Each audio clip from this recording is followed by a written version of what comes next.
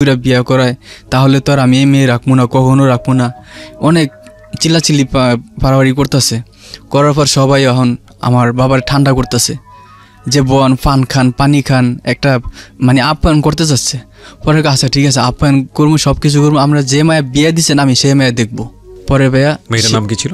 মেয়েটার নাম ছিল আসমা। আসমা। এখন আমার বোন জামাই আমার নিয়ে গেছে। নিয়ে যাওয়ার পর কয় যে বিয়ে আপনি আসেন, আর কেউ আসা লাগবে না, আপনার মায়া দেখে যান।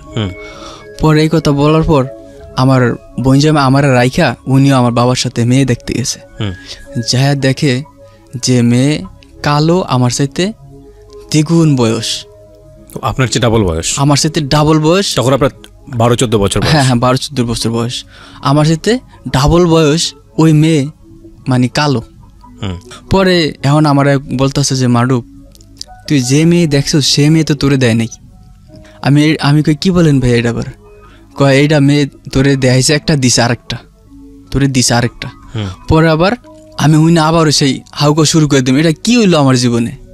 আমারে ওনারা এরকম আইনা আমারে ভয় দেখে মায়ের দূর করে আমার বিয়ে করলো, তারপর আবার একটা বয়স্ক মায়া বিয়ে দিল আমার কাছে। আমি কি এত অপরাধী? আমি কি দোষ করছি ওনাদের কাছ থেকে? পরে আমারে ওই যে ছেলে নিয়ে আসলো হাসেম, ওর প্রতি আমার খুব এখন খুব রাগ যে আমি তোর কি অপরাধ করছি, তুই আমার জীবনটা নষ্ট করলি কেন? ছোটবেলা আমি তো তোর কোনো ক্ষতি করি নাই। ওরে আমি এখন অনেক কথা কইতেছি। করার পর এখন আমি এখন এই বাড়ি থেকে কেমনে যাবো, কেমনে বাইরে ও চিন্তা ভাবনা করতেছি। এখন ওরা আবার আমারে বাইরেতে দিতেছে না। রাতের বেলা 10টা না 11টা বাজে, তখন আমি যেদিন বিয়ে করেছি এর পরের দিন 10টা না 11টা পরে আমি ওই বাড়ি থেকে পলে আমি আমার বাড়ি চলে আসি। ইন্দা আমার ওই বাড়ির লোকজন এখন খোঁজাখুঁজি করতেছে, আমার বাপ মা সবাই খোঁজাখুঁজি করতেছে যে এটা এখন একটা মিট করবো, এলাকার মেম্বার চেয়ারম্যান দিয়ে এটা একটা মিট করবো, কেমনে সংসার পাতা যায় সে ব্যবস্থা করবো আর কি। তখন আমি চিন্তা করলাম আমি যদি এখানে থাকি তাহলে আমার এখানে এই সংসারই করতে হইব, আমার করতে হইব। কিন্তু আমি সংসার বিষয়তে কিছু জানি না, মানে বিষয়টা আপনার কাছে একদম ভীতিকর। আমার ভীতিকর, ঠিক আছে। আমি এইসব বিষয় তো কিছু জানি না। আমার কাছে কোনো বউ কি জিনিস, ঠিক আছে, বউ কি জিনিস, সংসার কি, আমার ভিতর কোনো এসব আমি বুঝি না। তারপর আমি চিন্তা করলাম যে আমি এখানে আর থাকবো না। তারপর আমি আবার করে কি কাউরে না বলে আমি আবার ঢাকা চলে আসি।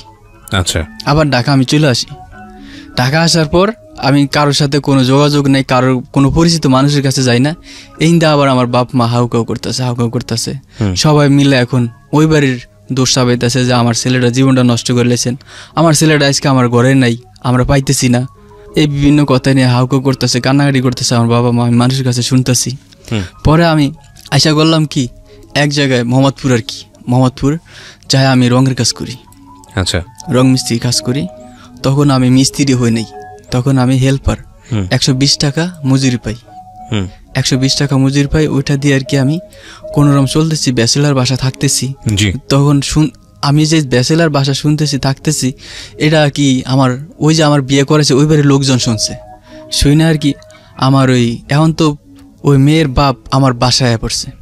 আমার আইসা কয় বাবা যা হইছে তুমি এটা ভুলে যাও, এটা তুমি মাইনা নাও, তুমি আর কোনো গন্ডগোল কোনো গ্যামজাম কিছু করো না, এটা ভুলে যাও। এখন যা হয়েছে এটা কেমনে সংসার কিস্তি করবা সেই ব্যবস্থা এখন করো। এটা আপনার মা বলছে আপনাকে? এটা আমার ওই যে যেবার বিয়ে করেছে শাশুড়ি, শ্বশুর হয়। আচ্ছা, ঠিক আছে। আমার বলতেছে এখন কয় তুমি এখন কি চাও আমার কাছে বলো। এটা উনি ঢাকায় আসছে? হ্যাঁ, ঢাকা আসছে। ঢাকায় এসে আমার বাসায় আর কি আমার বলতেছে। পরে আমি বলি যে আমি আপনাদের কাছে কিছুই চাই না, আর কিছু চামো না, আর আপনাদের এই সম্বন্ধ রাখার বিষয়ে আমার কোনো আগ্রহী নাই। আপনারা যা মন চায় তা করতে পারেন, কিন্তু আমি আপনার মেয়ে নিয়ে আমি এক মুহূর্তে সংসার করতে পারবো না, আমার পক্ষে সম্ভব না। এক কথা, ঠিক আছে, আমার পক্ষে এটা সম্ভব না। আপনার মেয়ে কোথায় আর আমি কোথায়, আপনার মেয়ে কোথায় আর আমি কোথায়, এটা আমার পক্ষে কোনো সম্ভব না। পরে আমি আমার এখন বিভিন্ন মানুষে খালি বুঝায়, হাতে ধরে, পায়ের ধরে, মাথায় ধরে আমার মানে বুঝাইতেছে, খালি শুধু বুঝাইতেছে যে সংসারটা ভাঙিস না, দরকার তুই ওই বাড়িতে যাইস না, তুই আর 2-4-5 বছর পরে যা, তুই যখন উপযুক্ত হস তারপর তখন তুই যাইস। আমি কি না, আমার এই সংসারের দরকার নাই, আমি যাবো না। তারপর ওনারা যতই বোঝায় কিন্তু কাজ হয় না, আমার মন ওটার দিকে টানতেছি না, আমার মন টানতেছি না। তারপর আমি 2-3 মাস পর আবার দেশে আমি চলে যাই। ওনারা তো বুঝাইতে আছে দেশে চলে যাই, আমার বাপ মার কথা মনে পড়ছে, দেশে চলে যাই। দেশে চলে যাওয়ার পর আমি তো বাড়িতে আমার ওই বাড়ি যাওয়ার জন্য আমার বাপ মা কিন্তু এখন ওনারা পটায় সব কিছু ঠিক করে ফেলাইছে। এখন আমার ভাই রাজি, বাপ মা রাজি, বোন রাজি, সবাই রাজি এখন। শুধু আমি বিপক্ষে, এখন আমি রাজি না। এখন সবাইকে রাজি করে ফেলেছে। হ্যাঁ, ওনারা সবাইকে রাজি করে ফেলেছে, আমার রাজি করতে পারেনি। আমি কি না, আমার পক্ষে সম্ভব না, আমার বয়স কম, এখন আমার সবাই নিয়ে হাসাহাসি করতেছে, আমি এই মেয়ে সংসার করতে পারবো না, আমার পক্ষে সম্ভব না। আমি মন চাই, আমি দরকার যেমনি মন চাই এমনি আমি চুয়ে যেমনি দেখি অমনি আমি যামুগা। আমার বাপ মা দরকার নেই, ভাই দরকার নেই, কিছু দরকার নেই, তবু আমি এই সংসার করবো না। প্রিয় শ্রোতা, আপনারা শুনছেন প্রাণ মিস্টার ম্যাঙ্গো ক্যান্ডি প্রেজেন্স জীবন গল্প। জীবন গল্পের অতিথির গল্পে আবারও ফিরবো, তার আগে আপনাদেরকে মনে করিয়ে দিচ্ছি, সিচুয়েশন যখন খুব কড়া না, বিভিন্ন জায়গায় থাকি, ঘরে থাকি না। তারপর একদিন হঠাৎ করে ওই মেয়েরা আমাদের বাড়িতে নিয়ে আসে। আচ্ছা, আমাদের বাড়িতে নিয়ে আসে। এখন আমি আইসা দেখি যে আমাদের ধানের কাজ করে, মরিচ মুগ ডাল ডুল এটির কাজ কাম করতেছে। এখন আমি ঘরে গেলে আমার ভাত দেয়। আচ্ছা, ভাত পারলে আমি করে কি ভাত খাই না, আমি খাবার রাইখাই আমি আয়া পড়ি। আমি যে আমার বোনের বাসায় খাই। যখন আমি রাইতে শুইতে আসি তখন দেখি যে আমার জন্য বিছনা উছনা করে খুব রেডি করে রাইখাই দিছে। এখন আমি তো বুঝছি যে আমি যদি এখানে শুই তাহলে ওই মেয়ে এসে আমার কাছে শুইব। আমি সেই জন্য আমি আমার আম্মার কাছে শুয়ে থাকি। আচ্ছা, বিয়ের সাথে কি সব তো আমি কিছু বুঝি, আমার ভিতরে ওরকম কোনো ইয়া নাই যে বউ কি জিনিস। বিছনা রেডি করতাম, আমি করতাম কি আমার বোনের বাসায় থাকতাম একদিন, মায়ের কাছে আমি শুয়ে থাকতাম একদিন, আমার বড় বোনের বাসায় শুয়ে থাকতাম একদিন, ফ্রেন্ড সার্কেলের বাসায় শুয়ে থাকতাম একদিন। এরকম করতে করতে এখন দেখা যায় মেয়েটা কোনো পাত্তাই পাইতেছে না আমার কাছে। আচ্ছা, মেয়ে কোনো পাত্তাই পাইতেছে না, ও ভাত দিলে ভাত খাইতেছি না, বাসায় না আমি ঠিক মতো, রাতে ঘুমাই না, তো মেয়ে থাকবো কেন? পরে ওর বাপ মা বললো যে আমার মেয়ে তো রাহা যাবো না, তাহা যাবো না, তাহলে আমার মেয়ে আমি নিয়ে যেতেছি। ঠিক আছে, আপনারা মেয়ে নিয়ে যান। তাহলে আর ও যখন পাগলামি করতেছে তাহলে আর এটা সম্ভব না। যেটা ভাবছি যে ও বাসায় আনলে ওর দিয়ে একটা কিছু করা যাবো, কিন্তু দেখতেছি কিছুই হতেছে না। ঠিক মতো বাসায় ভাত খানা হয় না যখন বাসায়, তাহলে তো এরকম কিছু হবে না। আপনি নিয়ে যান। নিয়ে গেছে, নিয়ে যাওয়ার পর আমি করলাম কি ঢাকায় পড়লাম। আবার আমি ঢাকায় পড়লাম। ঢাকায় আসার পর আমি এরকম একটা দোকানে শাটারে। ঢাকায় কি আপনি একা আসলেন নাকি? ঢাকা আমি আয়া পড়ছি একা। আচ্ছা আচ্ছা, একা দেখি যে আমার আবার হিরা চাপ দিব ওরা, এই জন্য আমি চলে আসি। আইসা ঢাকা আমি একটা শাটারে দোকানে একটা শাটারে আমি রং করতেছি। তারপর দেখি যে একটা মেয়ে আসতেছে, সাদা 3 পিস পরা, মানে একটু সাজগুজ। আমার দেখে খুব ভালো লাগলো। আমি তাকে রইলাম, ওই মেয়ের দিকে তাকে রয়েছি। এখন আমি ভাবতেছি যে ওর কিছু একটা বলবো আমি। তখন আমার ওই আমি গ্রামে যে বিয়ে করছি সেটা আমি রাইখা যে আসছি, আসার 6 মাস পরের কথা আর কি, মিনিমাম 6-7 মাস পরের কথা আর কি, 6-7 মাস পরের কথা। পরে আমি এরকম দেখছি আসছে, আসার পর আর কি এখন ওর একটা বান্ধবী আছে, দেখি যে ওর বান্ধবীর সাথে ও দাঁড়ায় দাঁড়ায় কথা বলে। মেয়েটাকে, এটা হচ্ছে মেয়েটার নাম কি ছিল? মেয়েটার নাম হচ্ছে রিয়া। আচ্ছা, রিয়ার সঙ্গে আপনার পরিচয়ের প্রথম দিককার গল্প এটা। তো কোথায় দেখা হলো রিয়ার সাথে? দেখা হয়েছে রাস্তায়, আমি রঙের কাজ করতেছি, আর ওই রিয়া আসতেছে ওই যে থেকে অফিস থেকে, ও আবার প্রিন্টের অফিসে চাকরি করে। আচ্ছা, আসতেছে তখন সেখান থেকে আমার আর কি আমি দেখছি, কিন্তু ওর সাথে আমার ফেস টু ফেস কথা হয় নাই। এখন দেখি যে ওর একটা বান্ধবীর সাথে দাঁড়িয়ে দাঁড়িয়ে কথা বলতেছে, আমারও দেখছে আমিও দেখছি, দেখে ওরও আমার ভালো লাগছে, আমার ওর ভালো লাগছে। ভালো লাগাতে ও যে ওর বান্ধবীর কাছে কথাটা শেয়ার করতেছে যে ওই ছেলেটা না আমার খুব পছন্দ হয়েছে, তুই যে একটু কিছু বলতে পারবি? আচ্ছা ঠিক আছে, তুই আমার কি খাওয়াবি, কি দিবি কহ। আচ্ছা আচ্ছা। পরে এটা ওরা আর কি পরে আর কি আমার বললো আর কি, ঠিক আছে। পরে যখন কথাবার্তা হয়েছে তখন জেনেছি। হ্যাঁ, কথাবার্তা তখন জেনেছি। তোরা আমি 1 স্যুট 3 পিস দিব ভালো দেখে। আচ্ছা, সেটা তো অনেক পরের বিষয়। আপনার সাথে জাস্ট প্রথম দেখায় অনেক ভালো লেগেছে, তারপরে কি? হ্যাঁ, ভালো লাগছে। পর ওই ওর যে বান্ধবী ইয়াসমিন আমার কাছে আসছে, আমার বলে যে ভাই আপনার সাথে একটু কথা বলবো। আমি কি হ্যাঁ বলেন। ওই যে একটা মেয়ে দেখছেন সাদা 3 পিস পরা, ওর নাম হচ্ছে রিয়া, তাহলে আপনি ওই রিয়া আমারে বলছে আপনার কাছে আসতে, যে আপনি বিয়ে শাদী করছেন কিনা, আপনি কি কারোর সাথে প্রেম টেম করে কিনা সেটা আর কি বলার জন্য, ও আপনার খুব পছন্দ করে। আমি কাছে ঠিক আছে, আমি কোনো বিয়ে শাদী করি নাই, আর আমি কিন্তু আমি যদি গ্রামের বিয়ে করছি এটা কিন্তু আমি ওর কাছে এটা লুকাইছি, আমি ওর বলিনি। পরে আমি বললাম যে হ্যাঁ আমি বিয়ে শাদী করি না, আমি কারোর সাথে প্রেম করি না, আর আপনার বান্ধবীর দেখে আমারও খুব পছন্দ হয়েছে। আচ্ছা ঠিক আছে, তাহলে আপনার নাম্বারটা দেন। তখন আমি একটা মোবাইল চালাই নর্মাল সেট। পরে আমার নাম্বারটা ওরা আমি দিয়ে দিই। ওদিন নাম্বারটা আমি দিয়ে দিই। নাম্বারটা দিলে সেদিন আর আমার সাথে কোনো কথাবার্তা বা দেখা সাক্ষাৎ হয় না। তারপর আমার বিকাল আমার ফোন দেয়। আচ্ছা, ফোন দিয়ে বলতেছে যে আমার সালাম দিতেছে যে ভাই আপনি কেমন আছেন, আপনার দেশের বাড়ি কোথায়, কই থাকেন, কি করেন, ঠিক আছে, যে আপনার বাবা মা কোথায় থাকে, আমার পারিবারিক সমস্যা জিজ্ঞাসা করলো। পরে আমি বললাম ওর ওর ওর ফ্যামিলিগত সমস্যা আমি সেটাও বললাম, যে আপনার কে কে আছে, কই থাকেন, বাবা কি করে, এত কিছু বলে ফেললেন। হ্যাঁ মানে ওই যে ফোন দিছে, ফোন দেওয়াতে আমি পরিচয় দিয়ে গেলাম আর কি, যে আপনার বাবা মা কি করে। রিয়া ছিল মেয়েটা? হ্যাঁ হ্যাঁ রিয়া আর কি, আমার ফোন দিছে আর কি। পরে আমি যে গেলাম যে আপনি কি করেন, কোথায় আপনারা থাকেন, এসব বিষয়ে আর কি কথা বলছি। বলার পর আমার ফোন রাখিয়ে দিছি। ফোন রাখিয়ে দেওয়ার পর তারপর আমার প্রতিনিয়ত 2-3 বার করে আমার ফোন দেয়, ফ্যাক্স থেকে আমার ফোন দেয়, ফ্যাক্স থেকে ফোন দিয়ে আমার ভালো মন্দ খোঁজখবর জিগায়। পরে এখন বুঝছে যে ওই মেয়ে আমার ভালোবাসে, আর আমিও ভালোবাসি। আমি তো ভালোবাসি, ওর প্রথম দেখে আমি ভালোবাসছি, তারপর ও তো আমার ভালোবাসা দেখেই, এই জন্যই তো আমার নাম্বারটা নেওয়া হয়েছে। তো বুঝতে পারছি ও আমার ভালোবাসে, আমিও ভালোবাসি। পরে এরকম ওর সাথে কথা বলতে বলতে বলতে বলতে আমার প্রায় 1 বছর বেশি হয়ে যায়। এমনি দেখা সাক্ষাৎ করি, ঘোরাফেরা করি, এক জায়গায় যাই, কথাবার্তা বলি। পরে হঠাৎ করে ওর ভাবি আবার আমার বলতেছে যে মারুফ ভাই এরকম আসতেছেন, এলাকার মানুষ খুব খারাপ কইতেছে, আচ্ছা আপনারা যে কোনো একটা কিছু করেন, আপনি এরকম আসতেছেন খালি বাসায়, ওর বাপ মা থাকে না সবসময়, তাহলে আপনি একটা কিছু করেন, ঠিক আছে করেন। তারপর আমি চিন্তা করলাম যে আমি তো গ্রামে বিয়ে করছি, তাহলে আমি এখন ওরে আমি কিভাবে বিয়ে করি, আমি তো ওটা ক্যান্সেল করলাম না। মানে এটা তো আলটিমেটলি আপনি রিয়াকে জানানি না তখন? না, জানাই না, এটা আমি মনে মনে প্রশ্ন করতে হচ্ছে যে আমি এটা কেমনে কি করবো। আমার মনের ভিতরে এখন একটা নিম্ন চাপ পড়ছে যে আমি এখন ওরে আমি কথা দিছি আমি বিয়ে করবো, গ্রামে যে আমি বিয়ে করছি সেটা তো আমার ক্যান্সেল করা হলো না, তাহলে আমি কি করব। পরে এখন ওই মেয়ে নেওয়ার জন্য কিন্তু আমার বাপ মা চাপ দিতেছে, আমারে এখনও চাপ দিতেছে। পরে আমি কইছি কি, এই মেয়ের কথা যদি তোমরা নেক্সট টাইম বলো তাহলে আমি কিন্তু 20 খেয়ে মারা যাবো, ঠিক আছে, এই কথা কইছি। কর পর হেরা দিয়ে চুপ হয়ে গেছেন, এখন চুপ হয়ে গেছে। ওর রিয়ার ভাবি যখন এই কথা বলছে ওর সাথে আমি ব্রেকআপ দিয়ে দিছি, মানে যোগাযোগ বন্ধ করে দিছি। কারণ আমার গ্রামে একটা সমস্যা আছে, এটা সমাধান না করে আমি কিছু করতে পারবো না। পরে ওর সাথে আমি ব্রেকআপ দিয়ে দিছি, মানে কথাবার্তা বন্ধ করে দিছি। এখন বন্ধ করার পর আমি কাজকাম করতেছি চলতেছি ঢাকা শহর, ওর সাথে দেখা করি না, কথা বলি না, মোবাইলে সিম চেঞ্জ করে লেছি। তারপর হঠাৎ করে গ্রামে গেছি। আর যাওয়ার পর ওই যে আমারে যেই বন্ধু নিয়ে আমার বিয়ে করেছে হাসেম, ওই বন্ধুর একটা বোন আছে, ওর প্রতি আবার আমার একটা ক্ষোভ ছিল যে তুই আমার জীবন নষ্ট করছিস, আমি তোর বোনের জীবন নষ্ট করে ভিলেজ পলিটিক্স। হ্যাঁ ঠিক আছে। পরে আমি এটা মনে আমার রাগ, এখন ক্ষোভ, আমি এটা করবো।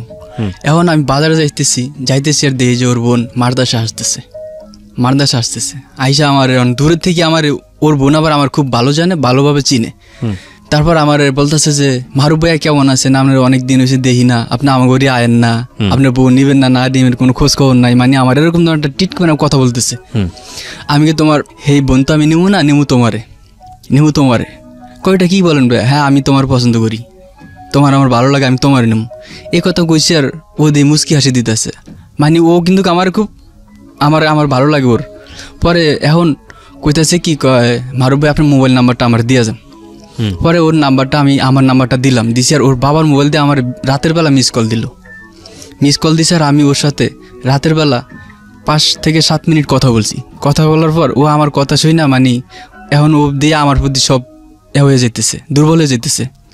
কিন্তু আমার যেটা প্রতিশোধ নিব এরকম আমার মনের ক্ষোভ, কিন্তু ওইটা বুঝতে পারতেছে না। পরে ওর বাপ মাও জানে না, কেউই জানে না।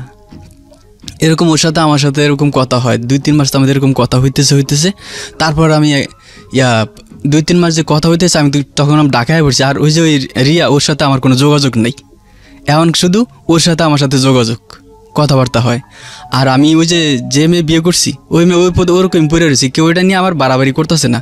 ওই আর মনে করছে যে ও একটু বড় হোক, একটু বোঝা সুঝা হোক, বয়স হলে তখন এটা মন থেকে বুঝা মাইনা নিব। আমার বাপ মাও কইতেছে যে ওরা এখন চাপ দিন না, ওই 20 খেয়া কেন এটা কিছু করে লেলো, এরকম ধরনের কিছু হয়ে গেলে সমস্যা আছে, এই জন্য এরা সবাই চুপ। আর আমি এখন ওই যেই ছেলে আমার এনে বিয়ে করেছে, ওর বোনের সাথে এখন আমার সাথে রিলেশন, ওর বোনের সাথে। মানে আপনার উদ্দেশ্য? হ্যাঁ, আমার উদ্দেশ্য যে আমি ওর জীবনটা নষ্ট করে আমি ওর প্রতি প্রতিশোধটা নিয়ে নেব, এটা হচ্ছে আমার টার্গেট। পরে এখন তো আমি ঢাকা থাকি ওর সাথে 2-3 মাস এরকম কথা বলতেছি। কথা বলার পর হঠাৎ করে একদিন গ্রামে চলে গেলাম। আচ্ছা। গ্রামে চলে যাওয়ার পর তো আমার বলতেছে যে তুমি কি গ্রামে আইছো? আমি কি হ্যাঁ আমি গ্রামে আইছি। পরে আমারে বলল যে যদি গ্রামে আইসা থাকো, তাহলে আমার সাথে দেখা করো বাজারে, আমি মাদ্রাসা যাবো, সেখানে তুমি দেখা করো। পরে আমি দেখা করছি। আর আমি ওই যে প্রথম দিন ওর সাথে যে আমি দেখা করছি, কথা বলছি, ওই দিন আমার একটা মোবাইল সেট আমি ছবি তুলছি ওর। ছবি তুলে ওই ছবিটা আমি ঢাকা এসে স্টুডিও থেকে লিমিটিং করে বাইর করে সুন্দর করে আমি আবার 3 মাস পরে যে বাড়িতে গেছি লয়ে গেছি। লয়ে যাওয়ার পর ওই ছবিটা ও বাজার আইসে আর ওর সাথে দেখা হয়েছে, আর ওই ছবিটা আমি ওরে দিছি আর অনেক খুশি হয়েছে। কারণ ওই সময় একটা ছবি তুলতে হলে অনেক দূরে যাইতে হইতো, তখন তো হাতের কাছে এখন পায়া গেছে, অনেক খুশি হয়েছে ছবিটা পায়া। খুশি ও আমার প্রতি অনেক আরো ইয়ে হয়ে গেল। পরে আমি ছবি দেওয়ার পর অনেক খুশি। তারপর আমার বলছে, যে মেয়েটাকে আপনি পটাতে যাচ্ছেন ওই মেয়েটার নাম কি? মেয়েটার নাম হয়েছে মারুফা। তখন আপনার রিয়ার সঙ্গে সম্পর্ক আপনি কাটা, মানে ওর সাথে আমার না, আপনার ওয়াইফের সঙ্গেও যোগাযোগ হচ্ছে না? জি না। যাকে আপনার সঙ্গে জোর করে বিয়ে দেওয়া হয়েছে, এবং তখন আপনি চেষ্টা করছেন, যেহেতু আপনাকে এই ধরনের কাজ করেছে, আপনি মারুফাকে যে কোনো ভাবে হোক পটিয়ে পাটিয়ে বিয়ে করে একটা প্রতিশোধ নেবেন। হ্যাঁ, একটা প্রতিশোধ। ওর ভাই আপনার সাথে এই ধরনের কাজ, হ্যাঁ, এই প্রতিশোধ নিমু আর কি, এই জন্য। তারপর পরে ও আমার বিকালবেলা আমার ফোন দিছে আর বলতেছে যে আমার বাবা আর মা জর্গা করছে, বাবা নাই বাড়িতে, আম্মু নাই বাড়িতে, তাহলে তুমি আসো। এই মারুফা বলছে? হ্যাঁ, তাহলে তুমি আসো। ওর একটা সায় ছিল? হ্যাঁ, ওটা সায় ছিল। কয় যে তুমি আসো। আচ্ছা, আমি আসবো কেমনে? তোমাদের বাড়িতে আমি বিয়ে করছি, তাহলে ওই বাড়ির মানুষ আমার দেখবে না? কয় তুমি লুকিয়ে আসবা। পরে আমি করলাম কি, আমাদের বাড়ি থেকে ওদের বাড়ি প্রায় 1 কিলো হবে না, 1 কিলোর কম হবে, একটু ফারাক। ওটা মাঝখানে বিল, ফাঁকা জমিন, চাষগাছ করে মানুষ। ওই ফাঁকা জমিন দিয়ে আমি করলাম কি, রাত 7:30টার সময়, গ্রামের বাড়ি তো, 7:30টার সময় আমি ওই বিল দিয়ে আমি গেলাম ওদের বাড়িতে। বাঘ টাক দিয়া পরে ও আমারে বলছে যে আমি তোমার পামো কেমনে? বলছে যে আমি বাঘের কানিত খারামু, তুমি আমার মিস কল দিলে আমি মোবাইল তুলমু, তারপর তুমি আমার মোবাইল আলো দেখলে তুমি আয়া পড়বা। পরে এরকম বলছে আমি মিস কল দিছি, ও বাঘের কানিত থাইকা মোবাইল তুলছে আলো দেখছি, তারপর ও আমার দুইরা বাসায় নিয়ে গেছে। আচ্ছা, নিয়ে গিয়ে ও আমারে অনেক রকমের আপ্যায়ন করানোর পর তারপর আমি কইতেছি যে আমি চলে যাই। ও নিজের থেকে বলতেছে যে কই যাবা, থাকো একটু থাকো। আমি বললাম যে না, একজন মানুষের যদি দেখে ভাই, একজন মানুষের দেখে বলে আমার সমস্যা হবে। তোমাদের বাড়িতে এমনিতে আমি বিয়ে করছি, আর তোমাদের বাড়ির মেয়ে আমি নিতাছি না, এটা যদি জানে তোমার সাথে আমার সম্পর্ক, তাহলে মানুষে আমার এখানে মারিয়ে ফেলাইব যদি দেখে। আচ্ছা, তারপর আমি একটু থাকো। পরে আমি থাকতে বলতে এখন ওর বাপে হঠাৎ করে বাসায় আয়া পড়ছে। আচ্ছা, আয়া ওর বাপে ওর নাম ধরে ডাকে গ্রামের বাসায়, যে গেদি করে ডাকতেছে যে দরজা খোল। পরে আমার কি করবো না করবো দিশা পাইতেছে না, ও বেহুশ হয়ে গেছে। পরে ওর বাসায় ওর ঘরে যে কোল বালিশ আছে, তারপর কাপড়ের মশারি আছে, কোল বালিশ ও আমার ওয়ালের সাথে শোয়া, তারপর কোল বালিশ দিয়ে মশারি দিয়ে আমরা ডাকিয়ে থুয়ে দিছে ওর বাপে আইসার। তারপরে এখন আমি দেখি গরমে আমি সিদ্ধ হয়ে যাইতেছি। পরে ওর বাপে আয়া মনে করছে যে আমার মেয়ে তো ঘরে একা আসিল, তাহলে দেখছে কেউ কোনো লোক টোক আছে নাকি বাসায়। ওর বাপে দেখি লাইট দেয়া এখন সব ঘর তন্ন করে বিছিয়ে চাইতেছে। এখন লাইট, আমি যে রুমে আছি সেই রুমে আয়া আমার চোখের দিকে মাইরা দূরে রাখছে লাইট। আমি বুঝছি এই শেষ, আমার আর বাঁচার নেই, আমি মরে যাবো এখন। লাইট দূরে রাখছে, এখন লাইট হরাইতেছে না, আমার চোখ দিয়ে অন্ধকার হয়ে যেতেছ। লাইট দূরে রাখছে, দূরে হরে পরে গেছে গা, আমার আর দেখে নেই। ওই যে লাইটের আলো হয়েছে হোয়াইট, ঠিক আছে, আর ওই যে মশারিটাও হোয়াইট, এই জন্য আমার ওই লাইটের আরো কারণে দেখতে পারেনি। এটা আমার ধারণা আর কি, উনি দেখেন আমারে লাইট, কিন্তু আমার চোখের ভিতর মায়ের দূরে রাখছে। ঠিক আছে, পরে ওর মেয়েরে বলতেছে যে গেদি তুই তাড়াতাড়ি রান্না বাড়া করে আমার খাবার দিয়ে আমি ঘুমাইতাম। পরে ওর বাপে আবার বাড়িতে কারা জানি ঝগড়া করতেছে, ওর বাপে এখানে গেছে, ও আইসে আমার ধারে, তাড়াতাড়ি আমার উঠে আল্লাহ আমি তো ভয়ে মরে যেতেছি, তোমার নাকি আবার দেখেই ফেলাইছে। আমি কি না, আমার দেহে নেই, উনি লাইট ধরছে ঠিকই, কিন্তু আমার দেখতে পারে নাই। তারপর কয় আচ্ছা তুমি এখন যাইতে পারবো না, বাড়ির আশেপাশে মানুষ কথাবার্তা বলতে আছে, তুমি এখানে এরমই শুয়ে থাকো। পর আমি এরম শুয়ে রয়েছি, ওই পাক শাক করে ওর বাপের ভাত খাওয়াই চিন্তা, ভাত খাওয়া ওর বাপে শুয়ে রয়েছে, দরজা লাগে, ওর বাপের দরজা আবার আলাদা, প্রতিটা রুমের দরজা আলাদা। পরে এখন ও আমার করছে কি, কয় তুমি এত রাত যাইবা কেমনে, তুমি আজানের সময় যাও, তাইলে তুমি আমার কাছে থাকো, ও বলতেছে আমারে। পরে ও আমার কাছে থাকো। পরে ওর সাথে আমি রাতে, ও আমার আবার করছে কি, পুঁটি মাছ ভাজা, তারপর শুকনা মরিচ, তারপরে যে আপনার ভর্তা, চিংড়ি মাছের ভর্তা, তারপর মাছ, বড় মাছ দেওয়া আমার রাত্রে হয়। ওর বাপে শুয়ে রয়েছে, তারপর ওই নিজ হাত দিয়ে আমার খাওয়াই দিছে। খাওয়াই দেওয়ার পর তারপর আমি তো যাইতে গেছে, আমার ও কয় না এখন যাইতে পারবো না, যাইতে তুমি থাকো।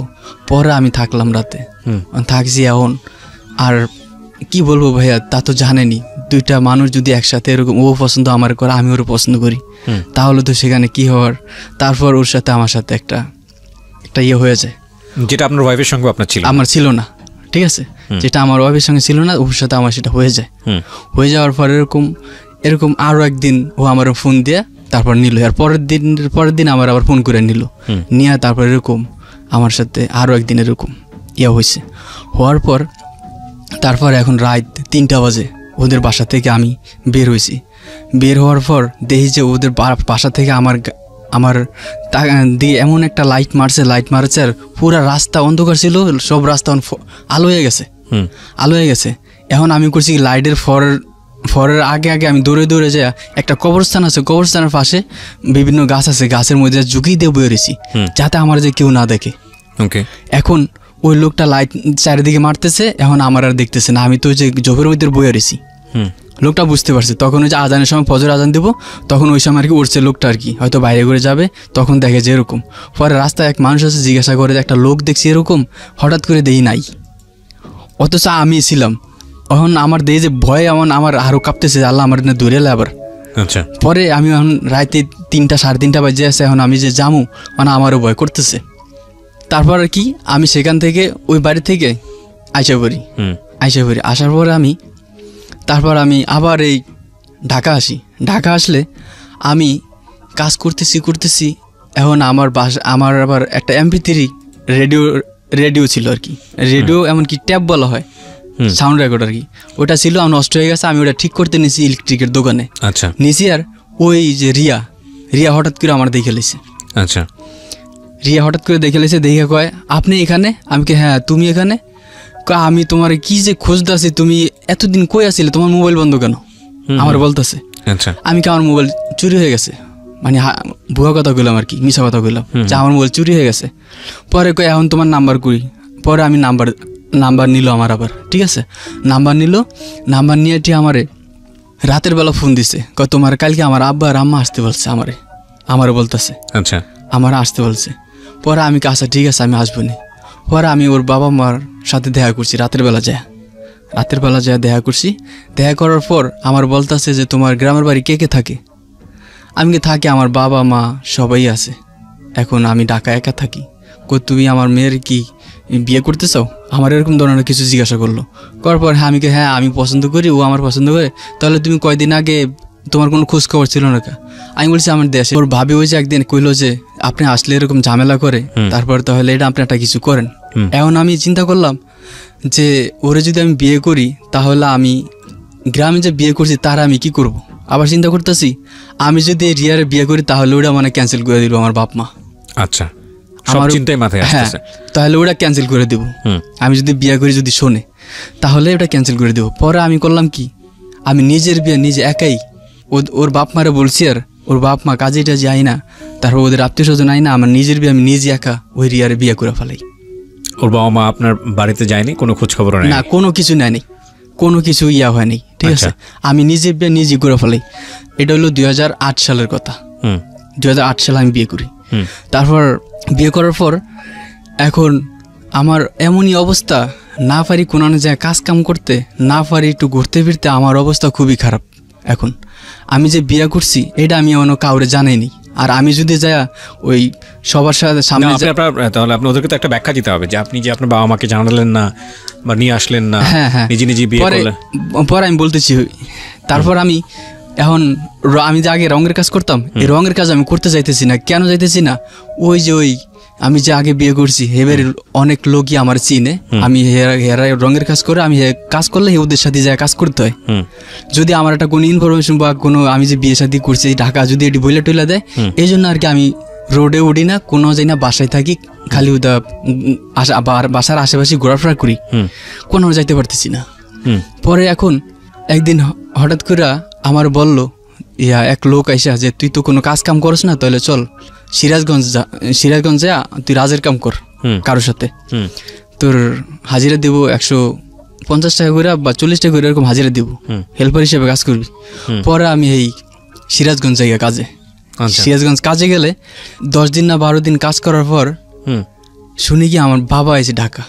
আমি যেই বাড়িতে যে মেয়ে বিয়ে করছি ওই বাড়িতে আবার আমার বাবা এসে, আমার বাবার হচ্ছে আমি ওদিকে আবার আমি ঘুরতাম তো আমাদের এলাকার এক ট্রাক আছে না, ট্রাক দিয়ে বালু টালু সিমেন্ট দিত, তো ওই লোকটা আমার চিনতো, দেখতো, দেখে আমার আর কথা বলতে পারতো না। আমি ওনারা দেখলে আমি সরে মেরে যাইতাম। পরে সেই লোকই আবার করছে কি আমার বাবার ইনফরমেশন দিছে আর আমার বাবা করছে কি সেই বাসায় আবার আয়া পড়ছে। আয়া পড়ার পর তারপর আমার বাবা এখন আয়া তো পাগলের মতো কাঁদতেছে আমার বাবা আমার জন্য, বাড়িতে তো মা কাঁদতেছি।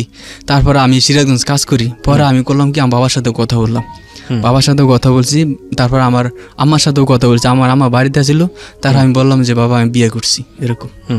আমার আম্মারও বলছে আমি বিয়ে করছি।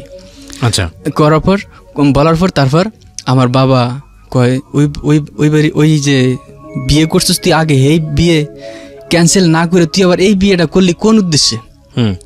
আমি বিয়ে করছি, এখন আপনারা যা করেন, কিন্তু আমি ওই মেয়ে নিয়ে সংসার করবো না। আমি সংসার করলে এই মেয়ে নিয়ে করবো, মানে আসমাকে নিয়ে আপনি সংসার করবেন না? না, আমি সংসার করলে রিয়াকে নিয়ে করবো। এখন কয় যে তুই বেজাল হালাইছিস তাহলে এটা তো সমাধান করতে অনেক সময় লাগবো। এখন যদি ওই বাড়ির লোক যদি তোর নামে কেস মামলা করে তাহলে কি হবো সেটি আপনি বুঝবেন। আপনি মানুষের কাছে ঘুরে বেড়ে বলছেন যে আমার ছেলে বিয়ে করেন সেই কথা ওনারা বিয়ে করাইছে, এখন আপনি বুঝবেন এটা আমি কিছু বুঝি না। তারপর উনি গ্রামে চলে যায়। আমার বড় ভাই আবার জানে যে আমি বিয়ে করছি, ঢাকা বিয়ে করছি। পরে ওনারা চাপ দিল যে আপনার ছেলে যখন বিয়ে করে ফেলেছে, ওনারা জানা ফেলেছে আপনার ছেলে যখন বিয়ে করছে তাহলে তো আমার মেয়ে এখানে থাকতে পারবো না, তাহলে আপনারা কেমনে কি করবেন, করে ফেলান। পরে আমার বাবা মার চাপ দিছে, আচ্ছা ঠিক আছে তাহলে আপনার বিচার সালিসি বসেন, এলাকার মেম্বার চেয়ারম্যান ডাকেন, আমরা এটা ক্যান্সেল করে দেবো। তো ঠিক আছে ক্যান্সেল করবেন। যে কয় টাকা কাবিন হয়েছে এই কাবিনের অর্ধেক বা এটা এলাকার মুরব্বী আছে তারা এটা ডিসিশন নিব কয় টাকা আপনি দিতে পারবেন, এরকম একটা ক্ষতিপূরণ দিয়ে আমাকে মেয়ে আমাকে দিয়ে দেন। পরে আমার বাবা ফোন দিছে যে মারুফ এরকম ওই মেয়ে এরকম ক্যান্সেল করতে হইব, এখন তুই কি করতে চাস? আমি কি আমার পক্ষে এটা সম্ভব না, আমি আগেও বলছি এখনো বলছি আমার পক্ষে এটা সম্ভব না, আপনারা এটা ক্যান্সেল করে নেন, তারপর আমি যা করি করবো এটা। পরে ওনারা আমার কইলো যে তুই তাহলে কালকে লঞ্চে চললাম, গ্রামে গেলাম। গ্রামে গিয়ে তারপর পরের দিন বিচার সালিসি বসানোর পর ওই মুরব্বী তারপর মেম্বার চেয়ারম্যান আইসা আমার জিজ্ঞাসা করলো আবার নতুন করে যে মারুফ তুই এটা ডিসিশন নে, তুই এই বিয়েটা মাইনা নে, ঠিক আছে তুই এই বিয়েটা মাইনা নে, তোর কোনো সমস্যা হবে না, তুই এই বিয়েটা মাইনা নে। আমি কিনা আমার পক্ষে সম্ভব না, আপনারা যদি এখন এটা ক্যান্সেল করবেন, না হলে নাই, তাহলে আমি এখন চলে যাব। আচ্ছা, তারপর হেরা কইতাছে যে ছেলে যখন রাজি না তাহলে আর এখানে কোনো কিছু করার নেই। তাহলে ঠিক আছে আমার বাবা মারে বলার পর তারপর হেরা 60,000 না জানি 50,000 টাকা ওনারা আমরা দিছি ওই মেয়ের ব্যাপারে। 50,000 না 60,000 টাকা বিচার সালিসির মাধ্যমে এটা ওই 50-60,000 টাকা দিয়ে ওটা ক্যান্সেল করে দিছি, ওটা আমার ডিভোর্স দিয়ে দিছি আমি তালাক দেওয়ার পর। তারপর আমি ঢাকা আয়া পড়ি। আচ্ছা, ঢাকা এসে তারপরে আমি এই যে কাজ কাম করতেছি। তারপর আমার শ্বশুরের আর্থিক অবস্থা খুবই খারাপ। রিয়াকে কি তখন আপনার ফ্যামিলি মেনে নিল? ও এই পাকে আমি যে বিয়ে করছি এটা আবার আমার বলতে ভুল হয়ে গেছে, মনে নেই। আমার বাবা যখন এটা শুনছে যে আমি বিয়ে করছি, আমার বাবা আবার বইলা দিছে আমি দেশে বিয়ে করছি। এটা শুনে আবার রিয়া আমার সাথে অনেক একটু রাগারাগি করতেছে যে তুমি দেশে বিয়ে করছো, তুমি আমার বলো নাই কে অনেক কথা কইতেছে। পরে আমি বলছি যে আমি এটা রাখবো না, এটা আমি ক্যান্সেল করে দেবো, তুমি মাথা ঠান্ডা রাখো, তোমার নিয়ে আমি সংসার করব, ঠিক আছে। আমি তোমার কাছে এই কথাটা আমি লুকাইছি তোমার আমি পাওয়ার জন্য, নাহলে আমি তোমার পাবো না, সেই জন্য যদি বলি তুমি অন্য জায়গায় বিয়ে হবে সেই জন্য আমি তোমার এটা বলি নি, তোমার আমি পাওয়ার জন্য আমি এই কথাটা লুকাইছি, এছাড়া কিছু না। আমি তোমার অনেক ভালোবাসি দেখি তোমার আমি বিয়ে করছি, তারপর আমি ওইটা আবার ক্যান্সেল করে দিছি। আমার নিজের টাকা 50-60,000 টাকা দিয়ে আমি ওটা ক্যান্সেল করে দিছি তোমার আমি পাওয়ার জন্যই। আচ্ছা, তারপর ওর মনটা একটু নরম হয়েছে আমার প্রতি। আচ্ছা, নরম হওয়ার পর তারপর আমার বাবা মা আমার এই বিয়ে মাইনে নেয়। আপনার বাবা মা? হ্যাঁ, আমার বাবা মা। আমি যে এখন সেকেন্ড বিয়ে করছি এটা আমার বাবা মা মাইনে নেয়।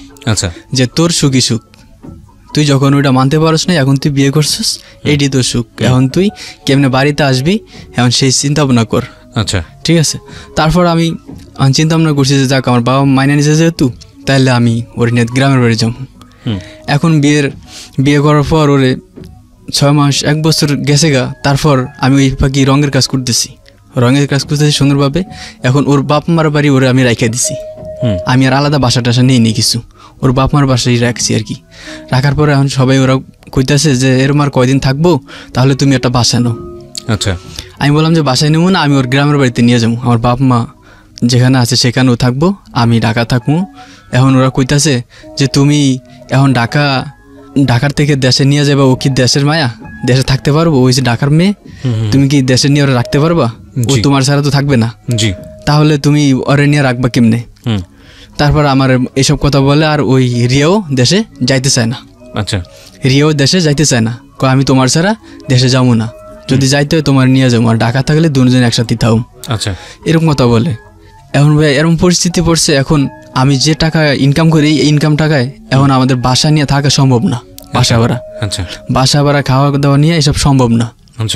তারপরেও এখনও যাইতে চায় না, যেহেতু আমি ওর প্রতি আর জোর করি না। আমার বাবা মারা আমি বুঝে রাখি যে যাইবো আর কয়দিন পর করে এরকম বাড়াইতেছি। তখন আমি বাসা নেওয়ার পর এখন এই রঙের কাজ কইরা এখন আর আমি সংসার চালাইতে পারতেছি না। পরে এখন আমার বড় ভাই আমার একটা বুদ্ধি দিল যে দেখ, তোর মোটামুটি স্বাস্থ্য চেহারা মোটামুটি ভালো আছে, তাহলে তুই একটা ড্রাইভিং চাকরি কর, ড্রাইভিং শিখ, প্রাইভেট ড্রাইভিং শিখ, তাহলে তোর লাইসেন্স করতে যা লাগে টাকা আমি দিয়ে দিব। এটা আমার বড় ভাই বললো। তারপর আমি একটা লোক ধরলাম, লোক ধইরা তারপর আমি ওই লোকের কাছে প্রথম 1000 টাকা দেওয়ার পর আমি কন্ট্যাক্ট করি যে কত আপনার দিতে হবে। তারপর ও বলছে যে আমার 8000 টাকা দিতে হবে।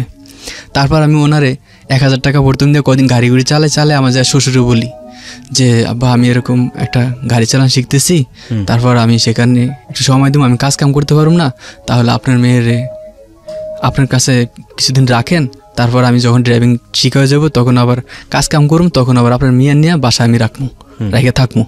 তারপর আচ্ছা ঠিক আছে তাহলে শিখো, ভালো কথা। তারপর উনি আবার আমার লাইসেন্স করতে আমার শ্বশুরও আমার টাকা দিছে, আর আমার বড় ভাই আমার টাকা দিছে। আর আমি গ্রামের তো আমার আব্বা আমার তো টাকা আইন না, বোনের তো টাকা আইন না, তারপর আমি ড্রাইভিং চালান শিখছি, গাড়ি চালান শিখছি।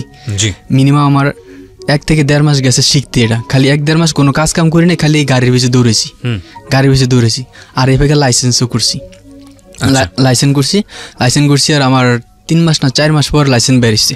বেরানোর পর এই ফাঁকে আমি ওর করছি রঙের কাজ, আর আমি ছাড়িনি, ওই রঙের কাজটাই আমি করছি।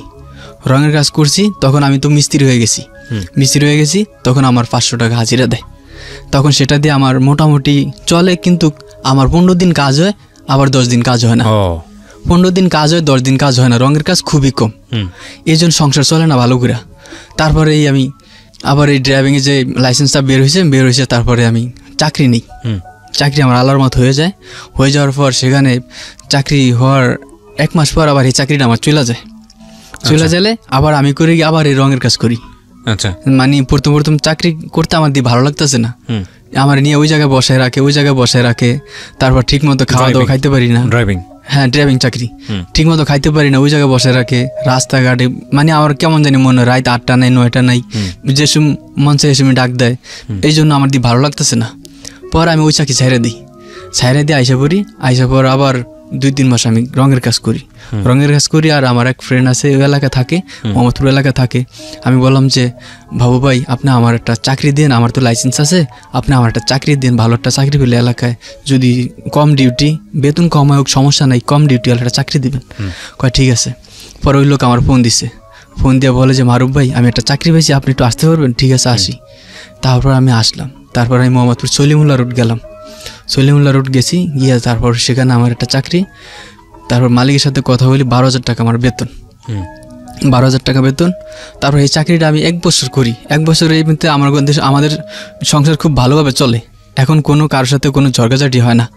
তারপর 1 বছর চলে, 1 বছর চলার পর আমার বাবা মা অসুস্থ দেখে আমি বাসা উপসা ছাইড়া দিয়া আমি করলাম কি, আমার ওয়াইফরে নিয়ে দেশে গেলাম।